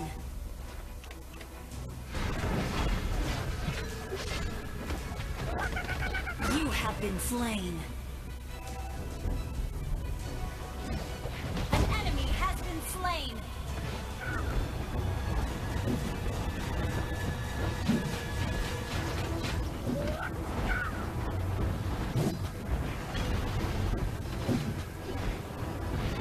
Your team destroyed a turret. Killing spree. Double kill. Our turret has been destroyed. Triple kill. Maniac. An enemy has been slain.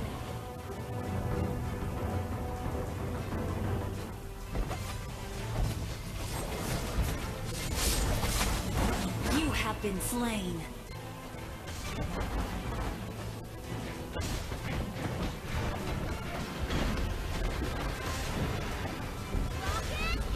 An ally has been slain. The enemy has slain the turtle. An ally has been slain.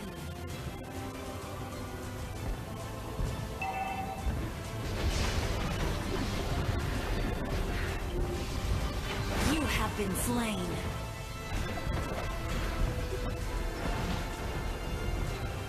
An enemy has been slain.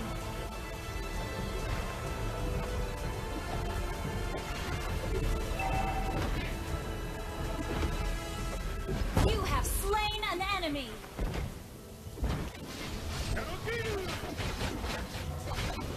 Enemy killing spree.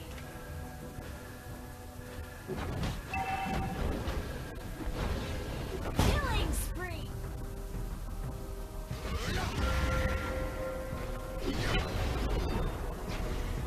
Enemy rampage. Your team turret has been destroyed. An enemy has been slain.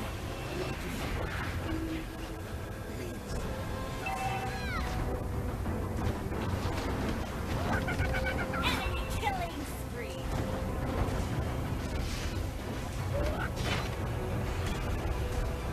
An enemy has been slain.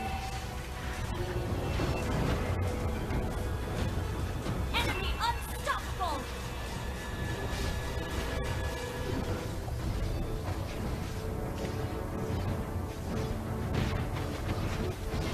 You have been slain.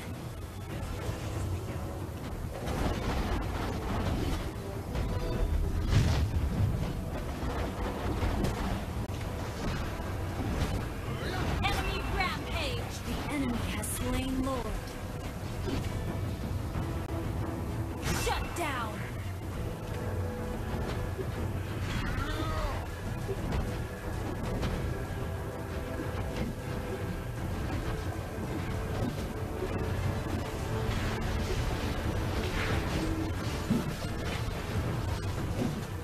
An enemy has been slain. Enemy unstoppable. Shut down.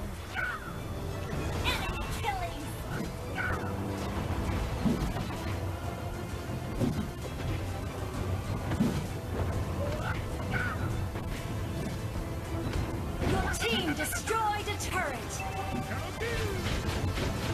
Shut down.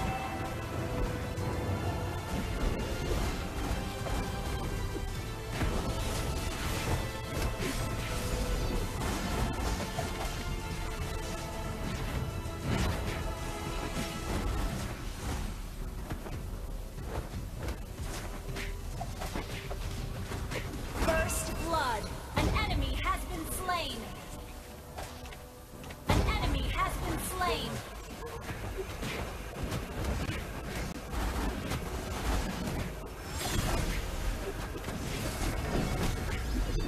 An enemy has been slain. An ally has been slain.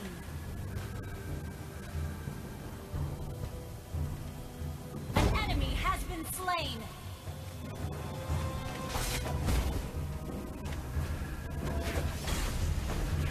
An enemy has been slain.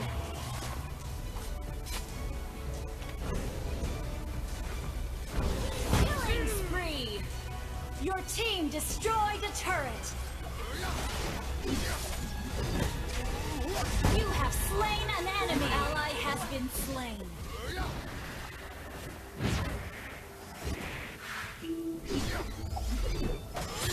Killing spree.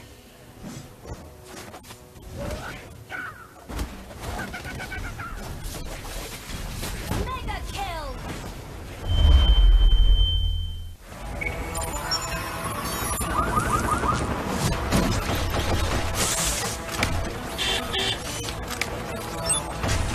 You got a good taste.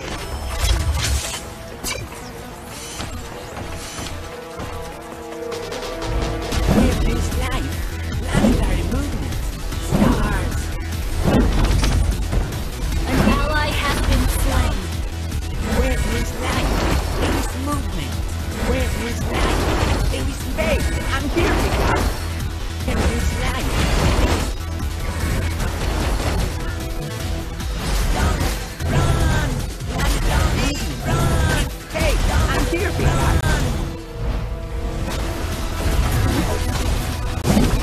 An enemy has been slain. Enemy double kill. Mega kill. Under attack. Killing spree.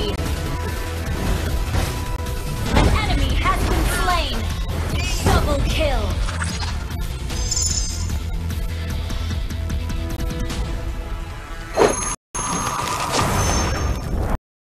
Download for free Mobile Legends Bang Bang.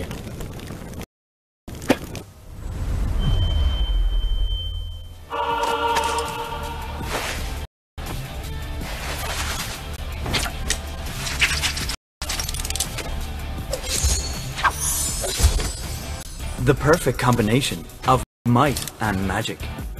Magic lies in the mind. To the hidden blade, no need to be so jealous. Mega kill. Unstoppable. Take a guess.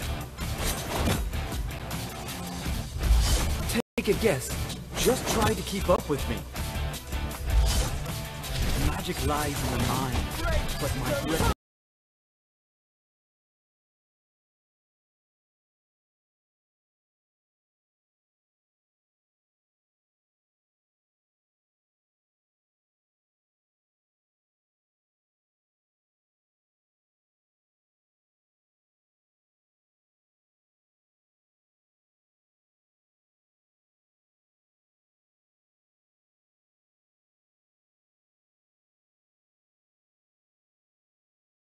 Has been destroyed. Request back your team.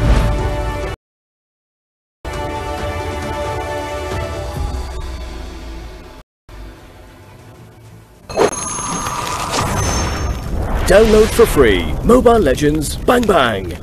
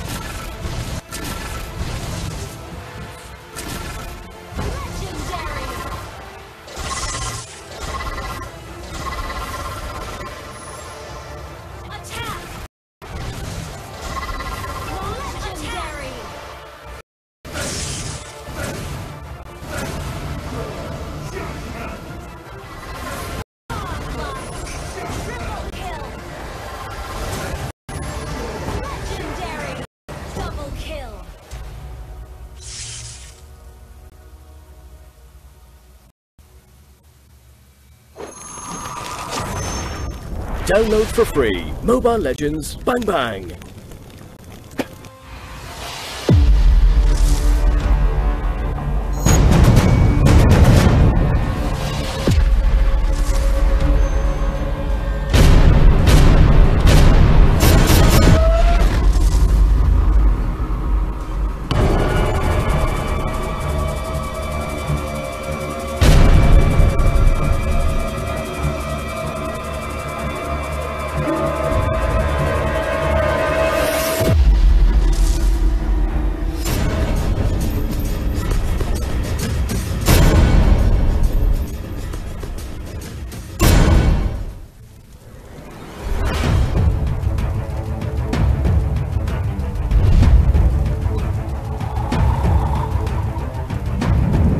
Roger, the double kill as well. And for the Karina there with the follow, get a triple.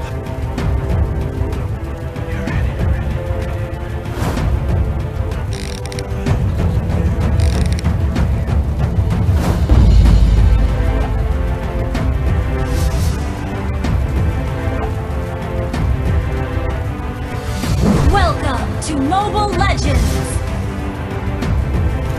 Legendary!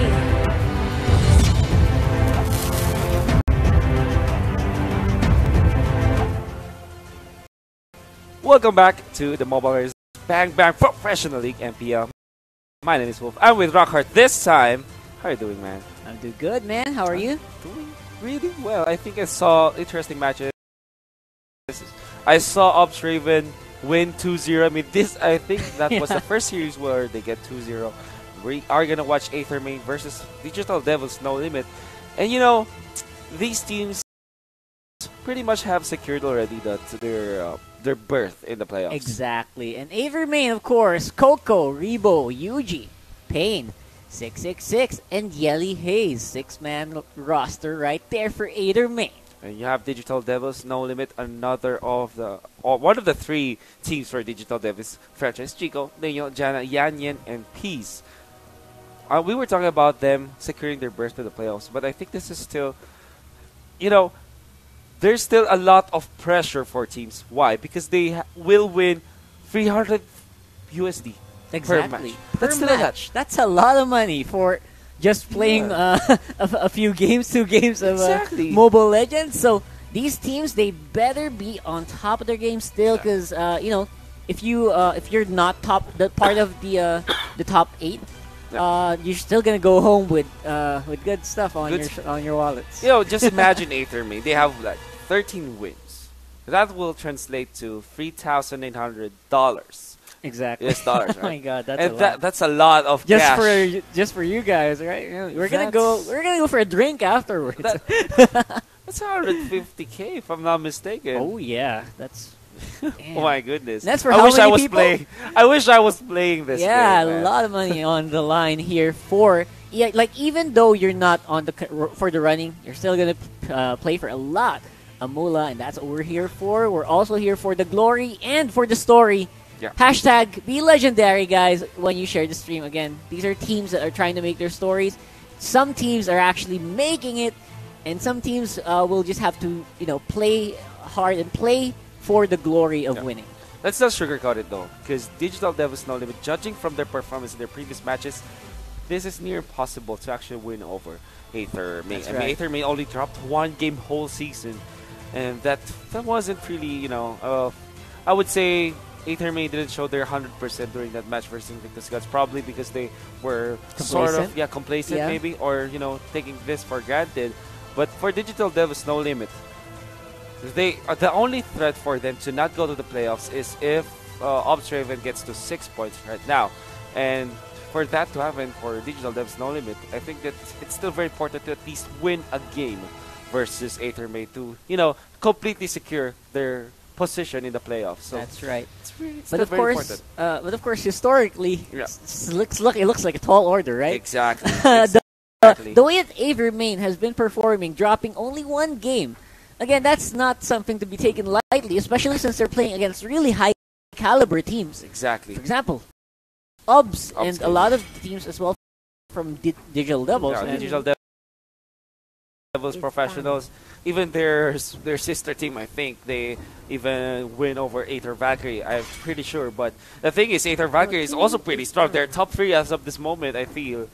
And it's we can't emphasize this enough. It's gonna be really hard for DD No Limit to even win this match. So the uphill climb starts right now. On to the drafting. We do have Hellkurt banned again and again. Yeah. And of course, Fanny will be the next victim. I think Aver Main, they have a lot of breathing room, but again, they have to be kind of still on point because that's a lot of money again that we are playing for.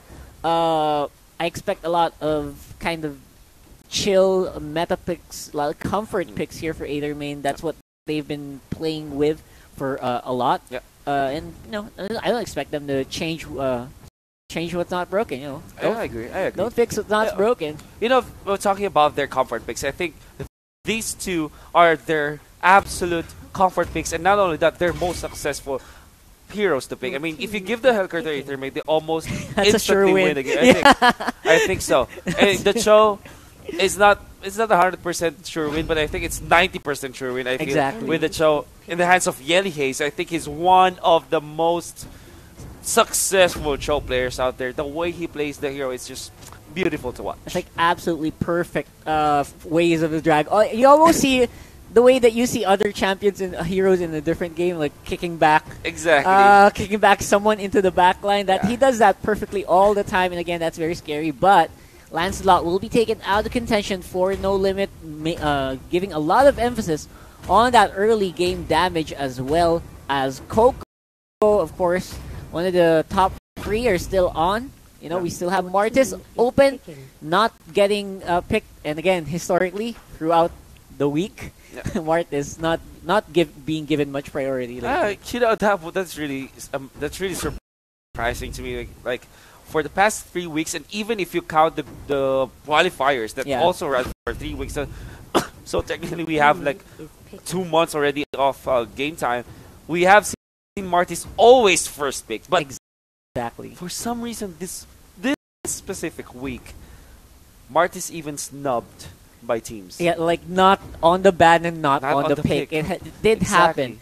And, that's kind of good considering because I think this is a way that teams are showing that they're growing as a team, that they can deal with picks that are, can be read, even though they're super OP in solo queue or super OP in lower tier matches because, when your Martis just reset, I think they found ways to deal with this, and they're becoming slowly and surely proficient in their own ways. Right now, on the picks, though, Jawhead and Akai partnered with a Karina. That's pretty interesting.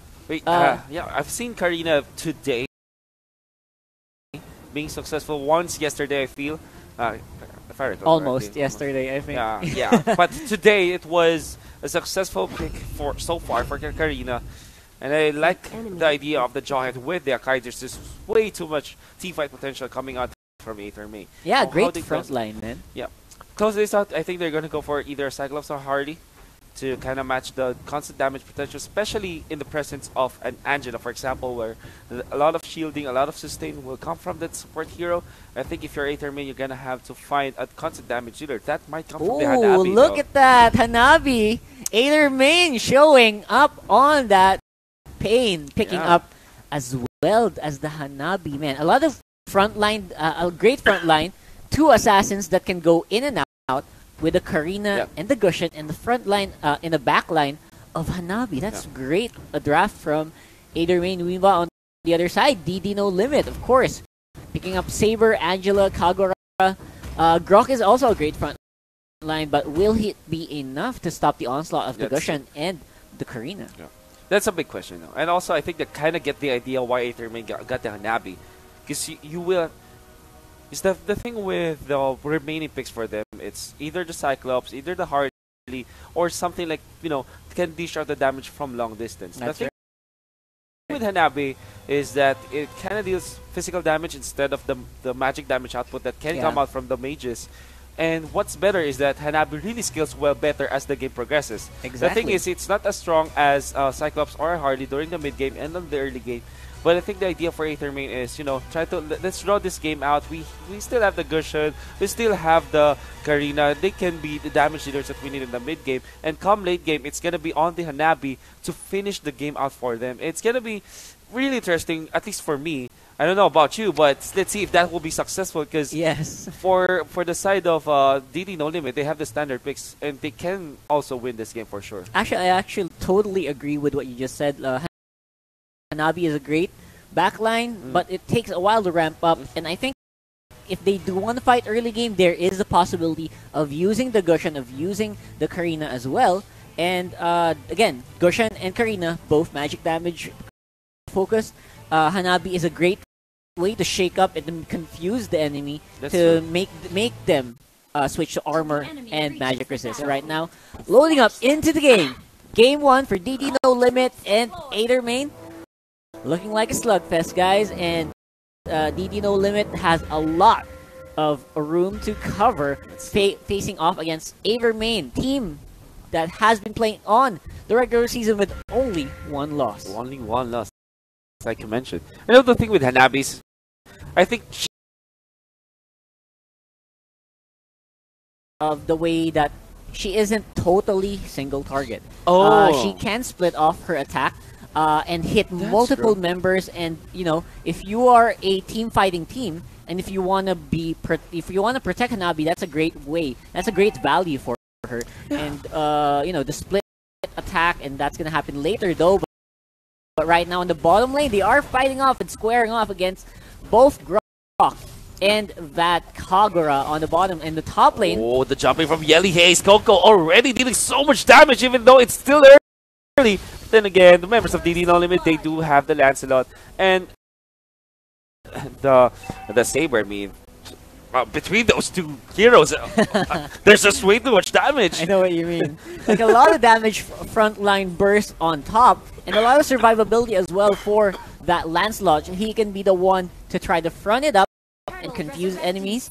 But for the meantime, Aether just going around in circles, trying to get Coco online as fast as possible on this Hanabi. And we can see Aether Main really be successful with those type of isolation plays. I mean, many times they employ this sort of 4 protect 1 strategy where they make space for one specific hero. Usually their Gusion or their Lancelot, but this time it's gonna be the Hanabi. Yeah, that's right. Speaking of Gusion, he's fighting on the back line. Peace is in the front, facing off a lot of damage, and he's getting ignored completely while his back line is getting attacked. The Karina, which is just way too much of an assassin at this point. Just really have to say that the Thorn Rose didn't hit anything from DD No Limit right there. And this might be, that might have been the opening earlier for Aether Main. And they will fight it once again onto Peace this time, as they're also contesting the Lancelot while at that moment as well. Now Chico tried to look for the backlines, able to get out onto the Gusion, but Aether Main will just get away from there. Will they be able to punish this? They might like the damage, but they still are pursuing this time. But they have to be very careful. The jump in from the Kagura, it will be there for the punish. The Joy is down for the count. Lancelot as well as the Kagura onto a Yelly Haze activates the ultimate, but I think that is a wasted ultimate, as they will be able to kill out that one with the help of Yanyan as well. That's the thing with Angela, it's always there. Great exchange there for DD No Limit, changing up a lot of the targets back and forth, but in the end they do take the fight, and they will take the turtle as well, although that did give a lot of breathing room for Coco. A lot of minions and a tower to boot going on the side of Aether Main, but they do. DD No Limit backs up and challenges it with a turtle. Yeah. Interestingly enough, Aether Main still has got the net worth lead, so it seems, with 1,000 or so. This is something that Aether Main has been very successful with. I know, right? No matter what, even if you lead on kills, even if you get the turtle, it seems to me that Aether Main knows the map very well. Yes, they always trade. Exactly. It's like, how did that happen? They lost a turtle, but they're still ahead. They lost a team fight, they lost a turtle, but they're still ahead in gold. Where did that come from? Where did that come from, indeed? Probably because of the turret, yes. Yes. And the thing with DD No Limit is that they can easily take that away from them by getting a turret themselves. But Aether Main, they aren't allowing that. They will always try to expand their farming territory by taking down turrets. And by taking down turrets, you take map control. By taking map control, you get more farm eventually because you have better control of the map. And probably that's why Aetherman has always been successful with the macro perspective. But, now, what a sandwich maneuver coming up from Aetherman as they're collapsing onto the Lancelot. Daniel is going to be down for the count. Karina gets the killing spree. Such a beautiful pincer move there from Aetherman. I agree. 2 on one side, 2 on the other, and they take down a target that has already been shielded by the Angela. Angela barely made it out of there alive, and now they're going for another push on the bottom, and that's the power of Aetherman right there. Like there's basically no downtime for Aetherman on the map. It's either they're getting kills, they're getting minions on the map, or they're getting towers. That's just absolutely monstrous for a team of Aetherman's caliber. I completely agree with you. I think that was the right term that I was looking for. No downtime for Aetherman. That's probably why they are always successful with all of their matches. Well, Yuji, he took a lot of damage. He gets out. No big deal, as Coco will be there. Oh, here comes Daniel with the Furrows. We'll actually miss on Coco with just a little bit of movements there. A little bit of footwork coming up from Coco, as here comes the Haze with a jump in forward. Oh my God. Daniel gets away, and here are the members of Aetherman just backing down. That was beautiful, wasn't it? Coco there sidestepping the front rows. That rarely happens, especially with a hero that barely has any mobility skills. Exactly. So right now, No Limit again tried but did not get anything for that exchange. And right now, they're trying to go for a turtle. Let's see if this is going to pan off. So far, Aetherman keeping the hold steady while DD No Limit tries to go for openings. Let's just look at the movements from Aetherman. I mean, there is one contesting the Lord surely, but the other members are getting the farm up. But they will actually punish the Hanabi this time. That's a big victory for DD No Limit for sure. Because that will open up the path to the Lord probably, because the turtle wasn't taken by any team. While onto Peace, they want to go this time. Whoa. There's the join with the initiations, but the counter the Kagura, this is way too much damage. Yuji will have to back down as the Gushan out in the open as he gets away from the members of DD No Limit. That was a lovely counter engage there by Aetherman. They did lose up on that Hanabi. I think the triple sweep got the best of that, and he was super surprised. But again, Aetherman going for the revenge, and they do get DD No Limit does get towers on top, but bottom lane getting a lot of damage right now, forcing the Angela ultimate. Exactly. And I like the discipline from Aetherman after diving the turret for a while. Yes, there's a definitive kill potential as Daniel dives Coco this time with the Chico, gets the Hanabi once again, playing my Binex, and this is gonna be a good surplus for DD No Limit. But then again, there's the Karina with the shutdown, with the mega kill onto the Kagura. Can he get more? He's chasing down the Angela. Fortunately, the Angela does have a lot of mobility tools in him. Oh, Yuji gets the shutdown onto the Lancelot as well. So I was, they're not done. I'm sorry about that. As Chico will be chased down the jumping from Yelly Haze.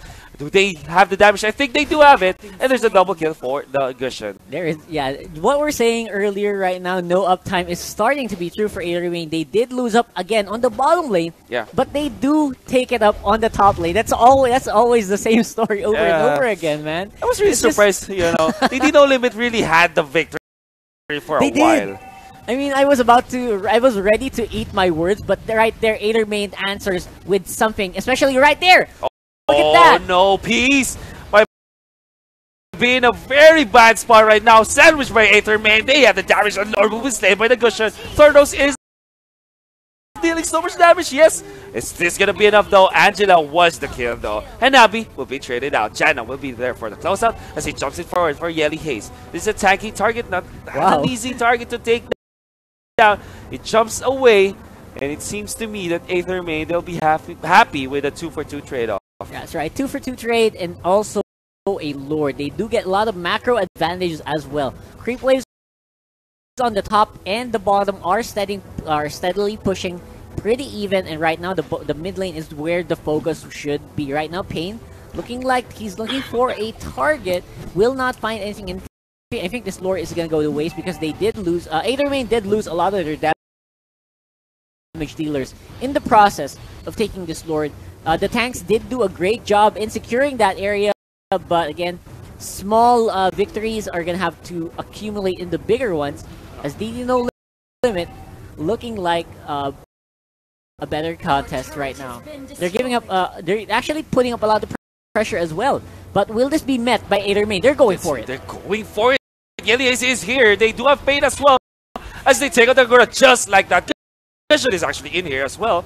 As they are trying to make the space for Hanabi, who's farming somewhere around the map with the Karina. But the Karina actually gets a solo kill. The Saber, that is quite monstrous for this. Well, for this Karina, while Coco just working the turrets. I mean, this is just classic for Aethermain, making the space for the correct course, and there is gonna be a kill. I mean, 1-for-1 trade up, but Daniel will have to back down, and this is still gonna favor Aethermain as they're slowly taking the mid lane turret. I mean, Aethermain, they are the masters of misdirection. This is absolutely monstrous. They're doing multiple splits around the map, doing pushes in the tower, in the top, in the mid, and now they're translating into kills. And now they're searching for a lot of blood. Lancelot was basically the only survivor of that melee with everyone just respawning. Wow, they started rotating to mid right after that fight in the bottom. Absolutely monstrous here for Aethermain. Wow. They won a lot. Multiple times, multiple targets simultaneously. That is the beauty of Aethermain right now, and I think DD No Limit is just having a hard time. They're trying to decide, do we go bot, do we go mid? And you know, they're just very confused at this point. This is a very scary team to face. I mean, the control all over of the macro is on the side of Aethermain, and they are doing it almost flawlessly.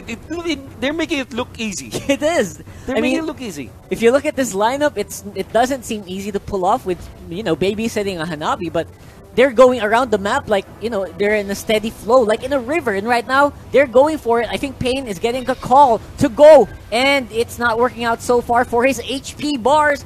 But look at that. They're just holding steady in the mid while their Gushan is on the bottom pushing up the wave. I think that... Oh, okay. Now I kind of understand.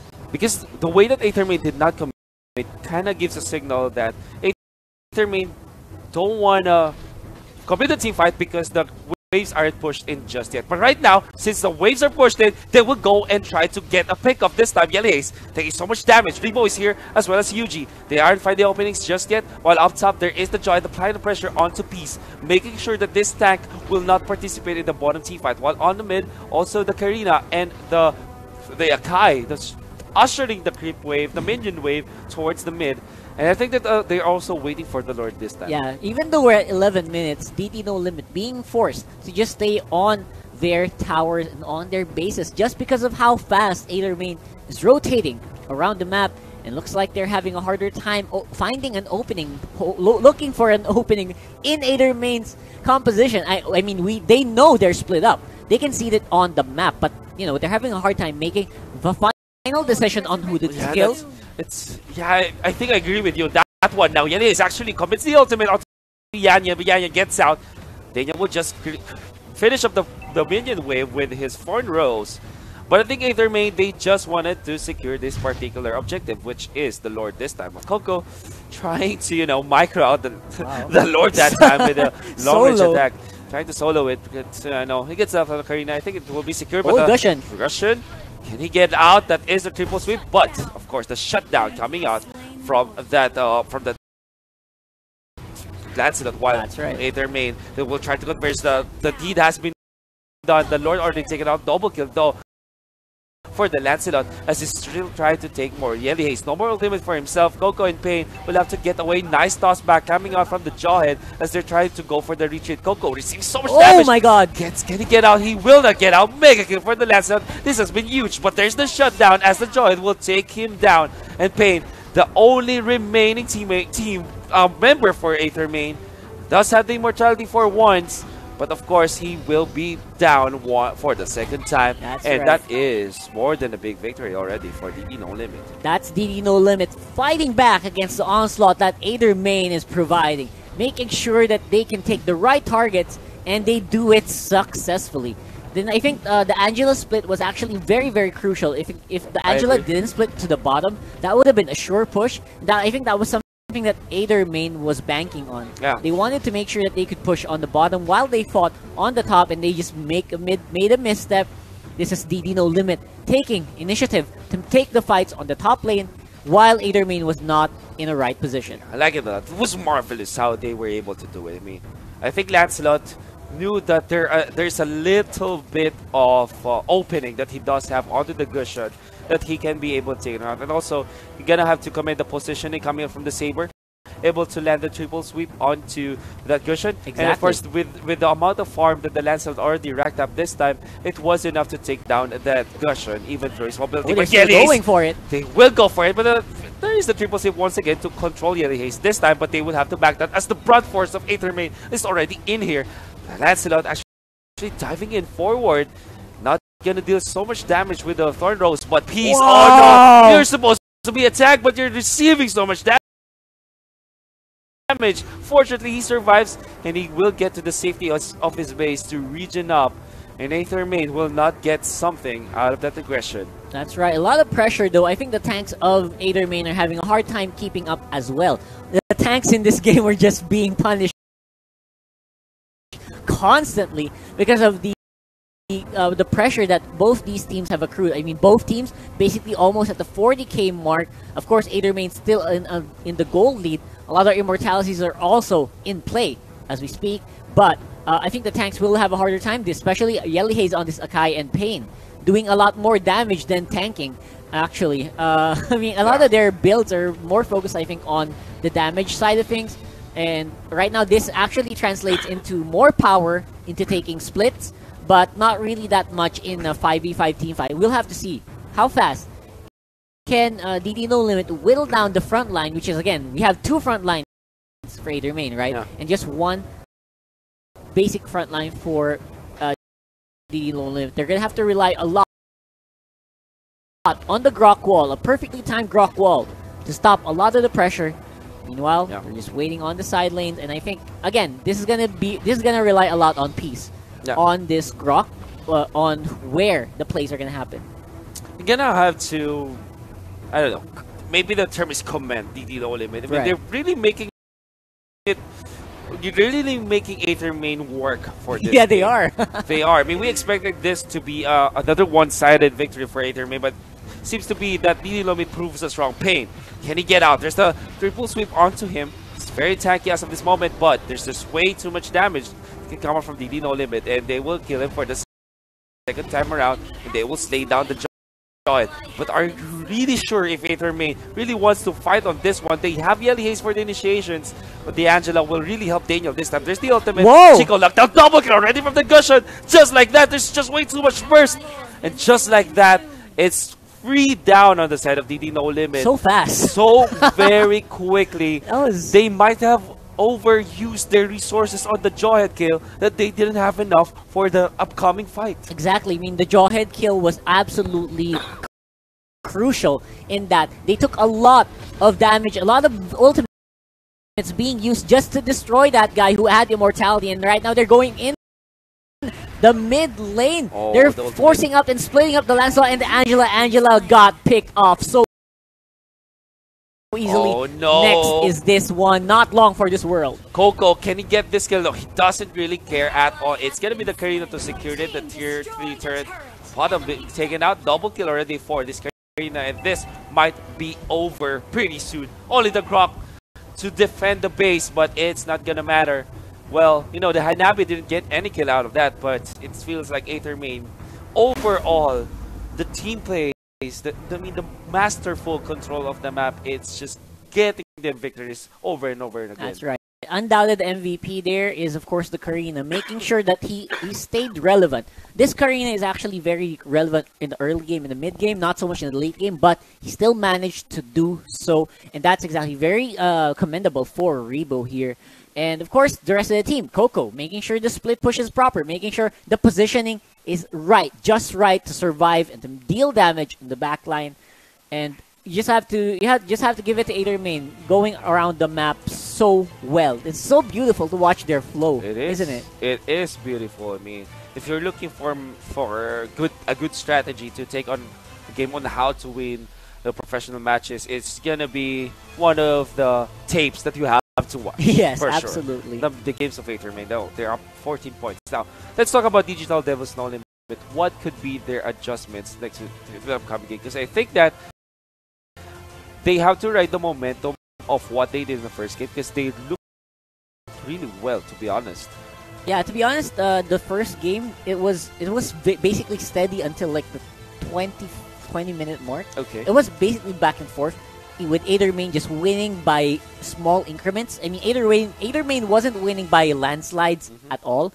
DD No Limit were taking fights for their own, even though at some point of the game, like we keep saying over and over again, Aethermain, even though they lose fights in one area, they always manage to make a major gold income somewhere else in the map. And I guess the DD No Limit just has to answer those a lot better, a lot faster if they want to keep up with Aethermain's macro. Otherwise, DD No Limit is great on team fights. I think you have to give them props. They know when to take team fights, and they can win team fights, except for maybe a few times where in the last fight, they overcommitted, like you said. They overcommitted for the Jawhead. I think there's just way too much tankiness in the Jawhead. It's actually the right idea to get a pick off at that specific moment.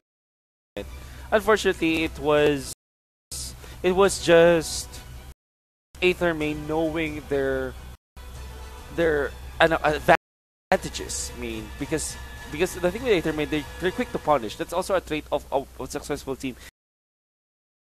If you know when you can take a team fight, if you know when to punish your opponents when they overextended, that's a trait. That's a mark of knowing what a top team is. Unfortunately for Digital Devils No Limit, they had the right idea, but Aethermain had a better control of the game, I would say. But I mean, for VD No Limit, I don't think that they should be really, completely sad, completely tilted about that. I think that was a closer match. I think DD No Limit, heading to game number 2, they have a fat chance to take a game away from Aethermain. I think if there's a team that is gonna take away a game from Aethermain, it's DD No Limit has a great one. DD No Limit looking absolutely great as a team fight team. I mean, this is what I'm categorizing them as. They look like a team fight team. Okay. They want to win team fights as fast as possible. That's why they usually commit multiple members, while Aethermain, again, looking over and over again on that game, it definitely was a split push. They look a lot like a split push team where they can fight even when they're a man down. Yeah, that's the power of Aethermain, right? And something that some teams are trying to emulate. Like yesterday, we saw like a Harley split push over and over again. Remember? And the Harley split push wasn't super. I think they're trying to go for Aethermain style, where they leave someone in split push and take a major advantage. It's just that Aethermain knows when to pull it off, and I think that's their identity. They can take the macro of the map so well. Yeah, one thing I have to comment, take note as well about Aethermain is that when they try to pull off those split push, like 3 members, usually 2 tanks and a damage dealer like the Gusher, for example, getting a split push that allows the 2 other members to split one and the other lane. So that means that for example, they want to go on the bottom lane with 3 members. One will go mid, the other one will go top. They will just try to poke the bottom lane, just force the rotations coming out from the enemy side. And if they know that they can get the kill, they will just commit their ultimates, like the Akai ultimate, but they will not go for the kill. It's just they're just poking, they're just luring away the opposing team, so that the other 2 members of their squad will get the successful split push, and they are doing it with master, like it's very fluid coming out from them. Yeah, I think that's a trademark of good communication. I agree. The moment that you see your enemy coming towards you and trying to make something happen, you kind of communicate that right away to the other side of the map and make sure that, hey, this okay, right, go for it, and then they kind of pull him back, right? Yeah. So I think that's a lot of the things that Aether main are doing. Yeah. I hope DD No Limit is taking notes, because that's definitely something that you have to look for on the next game, because that's something that they keep doing over and over again. By this time, I mean, the Aether main has been doing that all throughout the regular season. Exactly. I hope by this time, these teams are already aware that that's exactly what they're trying to do. Yeah. I mean, no spoilers for Aether main's plays, but that's, it's pretty obvious, right? It's pretty obvious as of this moment. So I think for generally for the teams, not only for DD No Limit, as we are moving forward, heading towards the playoffs, Super we excited also for that, by the way. yeah, me too. You're gonna have to understand that there are, you have to study your opponents. And I think that for Aether, for those fan of, for the opponents of Aether, maybe you have to study what Aether main is doing and either counter it or do it yourselves, because Aether main, they haven't faced an opponent that could technically put them on their toes so far. Yeah, I mean, they are being kept on their toes in terms of team fighting. Yeah. But overall map control, Yeah. it's just super hard to trump them. Yeah. And I think that's where a lot of teams should put a lot of their focus on. Yeah. Not just winning team fights, but making sure that the map is being handled the way Yeah. it should. The way the Aether main is doing is, I think, a lot exploiting the weaknesses of teams Okay. in controlling multiple parts of the map, Mhm. and they do it efficiently and at simultaneously. Yeah. That's the power of it. Like, they make plays, they don't make it like, we're gonna push bottom, then we're gonna push top. No, we're gonna push bottom while we're pushing top, and I think that's something that a lot of teams are having a hard time facing off. And again, Aether main is this is the power of Aether main. I really wonder how they were able to find it out, though, because yes, you can say that it took them a lot of practice to do that. They took them a lot of research, but it's gonna be hard to put into practice. I mean, easy to say, right? Yeah. It is to say. Are they actually queuing up as 5 and then try to match up against other members, or are they screaming and then try to pull this off constantly? It makes me wonder, but that's enough talk about that. Let's head into game number 2. Aether main is into the blue team, while DD No Limit will be on the red side. Fanny is the ban for Aether main. That's right. First pick Aether main. I'm waiting to see if they're gonna ban Hellcurt, or are they trying to get it for themselves. Yeah. If I were Aether main, watching their performances, I would. That would force No Limit to ban it out, though. Exactly. Because here's the dilemma for DD No Limit. They will give either the Cho or the Hellcurt or the Gusha. And that is a hard decision. Who will you actually give away to Aether main? That's a bit difficult because, again, all of these heroes, they have been playing phenomenally all throughout. Yes. And right now, again, this is DD No Limit's big decision. Do we ban out Hellcurt? Do we ban out the Gushan? And I think they are gonna go for the Hellcurt. If they don't, that would be a huge mistake. Well, a lot of big heroes being left open. Yeah. This is something to consider. While, oh man, come on, first pick Hellcurt is not gonna be a surprise, right? if this is not Call a it, Hellcurt, man. I think it's gonna be Hellcurt or Cho. Okay. Or Cho, yeah, I'm gonna go 70% Hellcurt, 30% Cho on this one.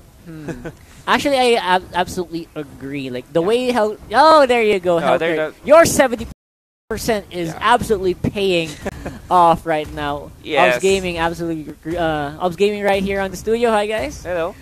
Big shout out to these guys as well, playing phenomenally as usual. Yes, and right now on the other side, 2 pick for DD No Limit. I expect them to get a lot of one of those guys. Gushan. Oh, there you go. Gushan Gushan being picked up right now, but we do still have the Mart is being snubbed over and over again. I love these teams. Yep. And are you looking for an Aider main Hanabi? That's what I'm thinking about. I agree. I think the Hanabi merits such a pick here, especially with the presence of the Gushin on the other side.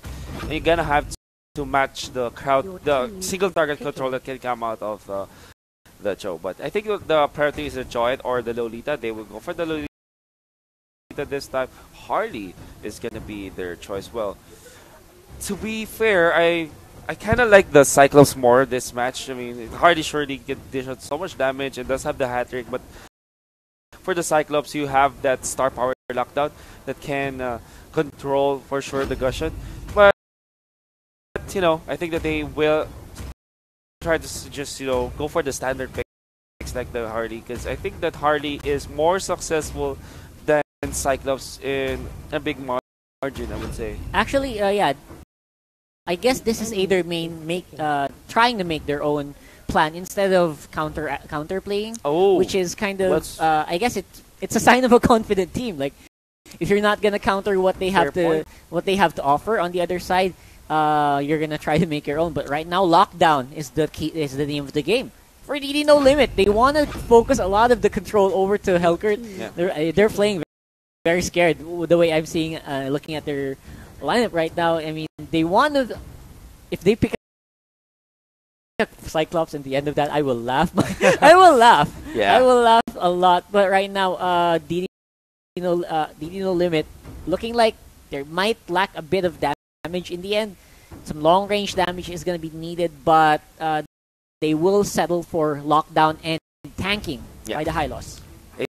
Aether main, they can consider the Joy. I was going to say the Joy, or the Grok, but they will go for double crowd control this time with the Aurora as well as the Joy. I like the idea of having the Joy, but the Aurora might be a little bit off, especially with the damage output that DD No Limit has. I don't think that this Aurora will have a great time, unless, of course, this Aurora player is way too good. I mean, way positions himself, but generally speaking, yes, the Aurora does have a ton of crowd control, but it's way too squishy for my taste, I would say. To be honest, you are correct. I mean, the Aurora kind of feels off in an otherwise strong composition by Aether main with a great front line of the Lolita and the Jawhead, and Harley doing the assassinations, while I'm expecting Coco on this Helkert to just split push again. I'm pretty sure he's going to be on split push duty while the rest of the team tries to roam. Aurora can be great in the mid lane for control and fast shoving. Again, Aurora has great clears. On the other side, though, they do lock in the Alpha, which has been forced by a lot of teams.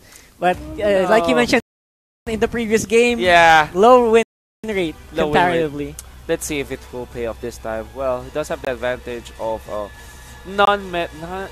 non-standard draft coming out from Aether main, but this is Aether main, man, and they have the Helkert. I mean, exactly. Go the Helkert.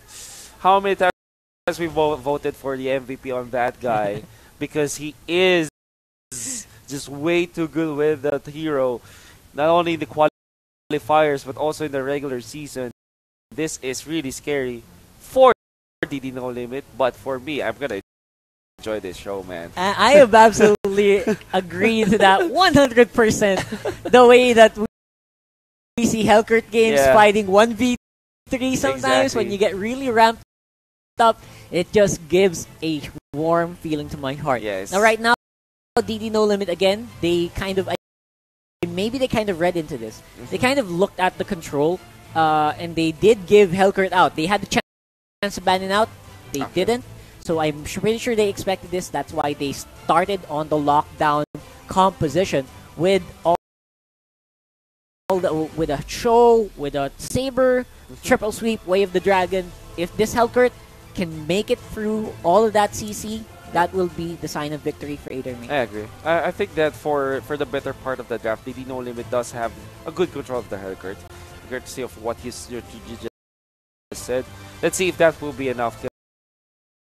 I think that Lolita, as well as the Jawhead, we've seen this time and time again. Whenever there's a team fight, a big team fight that blows out,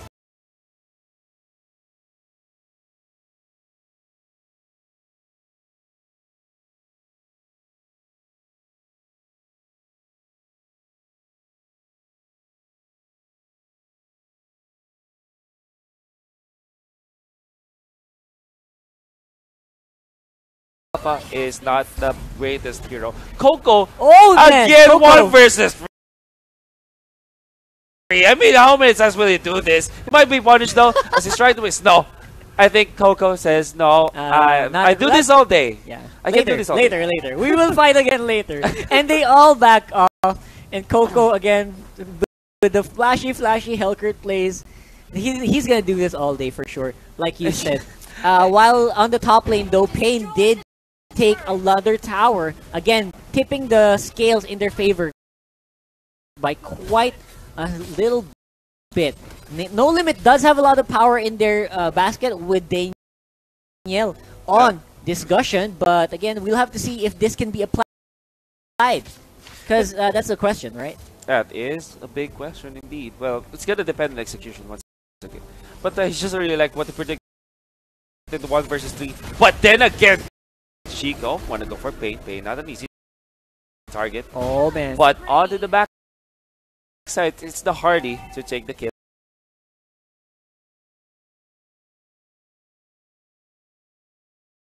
Like they read DD No Limit like a book.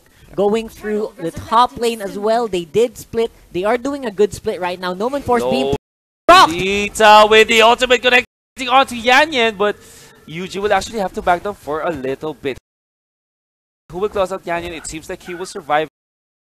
Recall out of there as Aether main will not get anything. Well, we talked about this earlier. Sometimes they just force out the ultimates to kind of zone out the opposing team. Yep. And to help the other members farm out. And if they're doing it once again, they are really disciplined. Yeah, they did provide a lot of panic.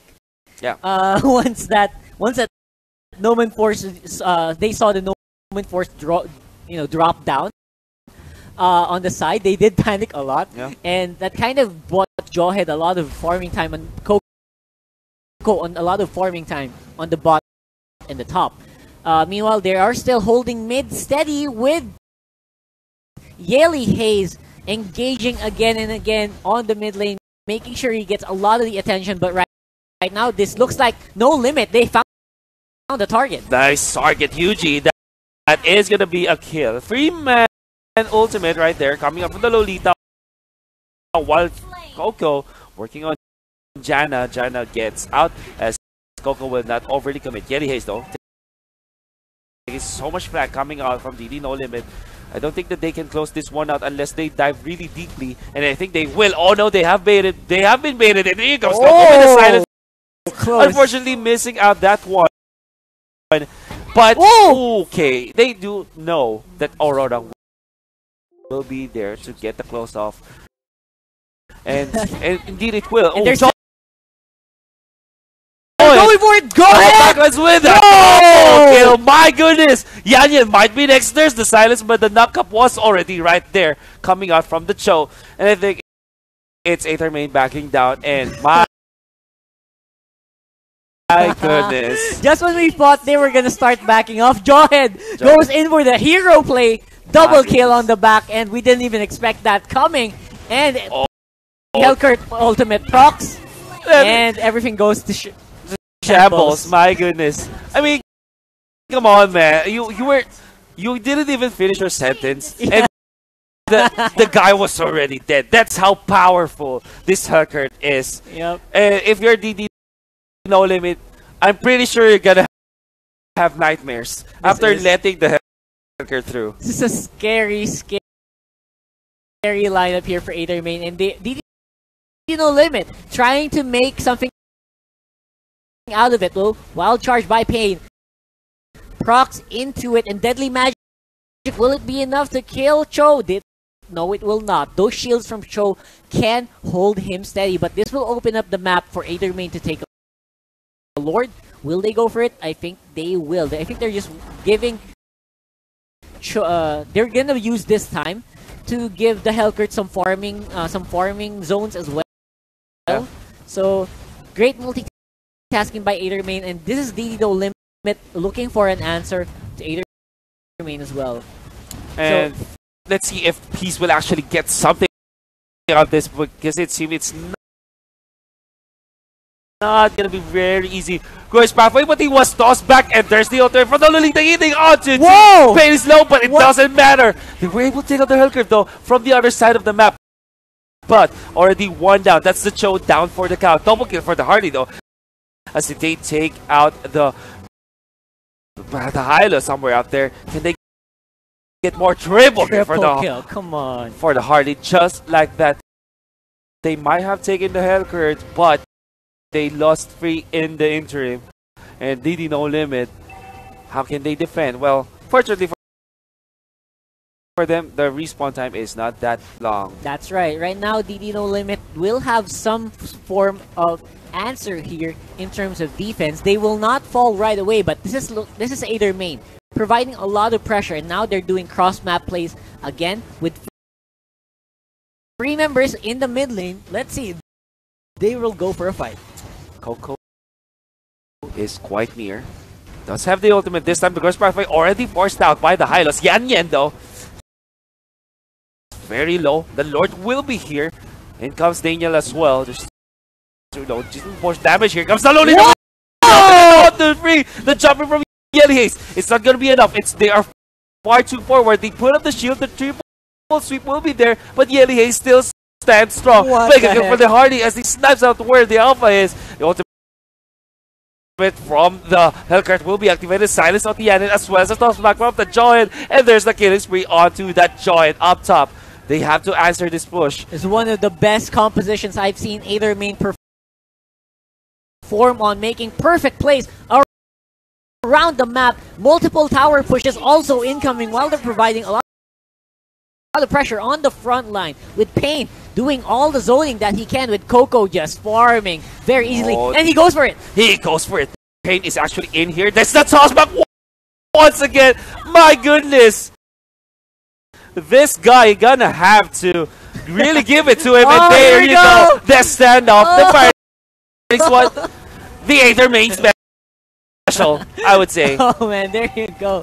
What we've been waiting for when we started this day, Aether main special right there with the teleport in the front of the base right now. This is very warranted as Aether main has infiltrated the main base of the DD No Limit, and they are now looking for a final push on the bot lane. I mean, there's just way too much from Aether main, especially. I mean, even if you think about Pain, he might not deal the damage. He's soaking up so much. But his ejector plays, man, this was far too perfect. On point. And just like that, the Aurora even takes the kill on the cushion. I think for DD No Limit, this is pretty much over as they start of Yan. The ultimate for the Lolita prepped up once again. It's going to be the last hit onto the Cho. Chico runs away from the broad force of Aether main, another ejector. I mean, this has been one of the best alley-oop players there. And he gets even the mega kill. Yeah. After you get the last hit, Janna is the last one. As DD No Limit is wiped from the face of the earth. Pain is definitely my MVP for the day, man. LeBron would be so jealous. Oh man, this is the trip to Jerusalem. I mean, Hello. They did that yesterday, and it was man. The swag plays from Aether main closes out the day with 2-0 for their team. GG, well played. Oof. Just beautiful. Okay, man. This is what I'm trying to say. This is what I want to close out with this one, Mr. Rockford. Yeah. We predicted several stuff that could happen because we've been watching Aether main, and this is what they do with their heroes. And you know what? Everything happened. Hellcurt with a 1v3 yes. winning that fight. Hellcurt with the split push. And Hellcurt being just that massive force that can take out the game. Also, we predicted this Lolita to land those flicker into the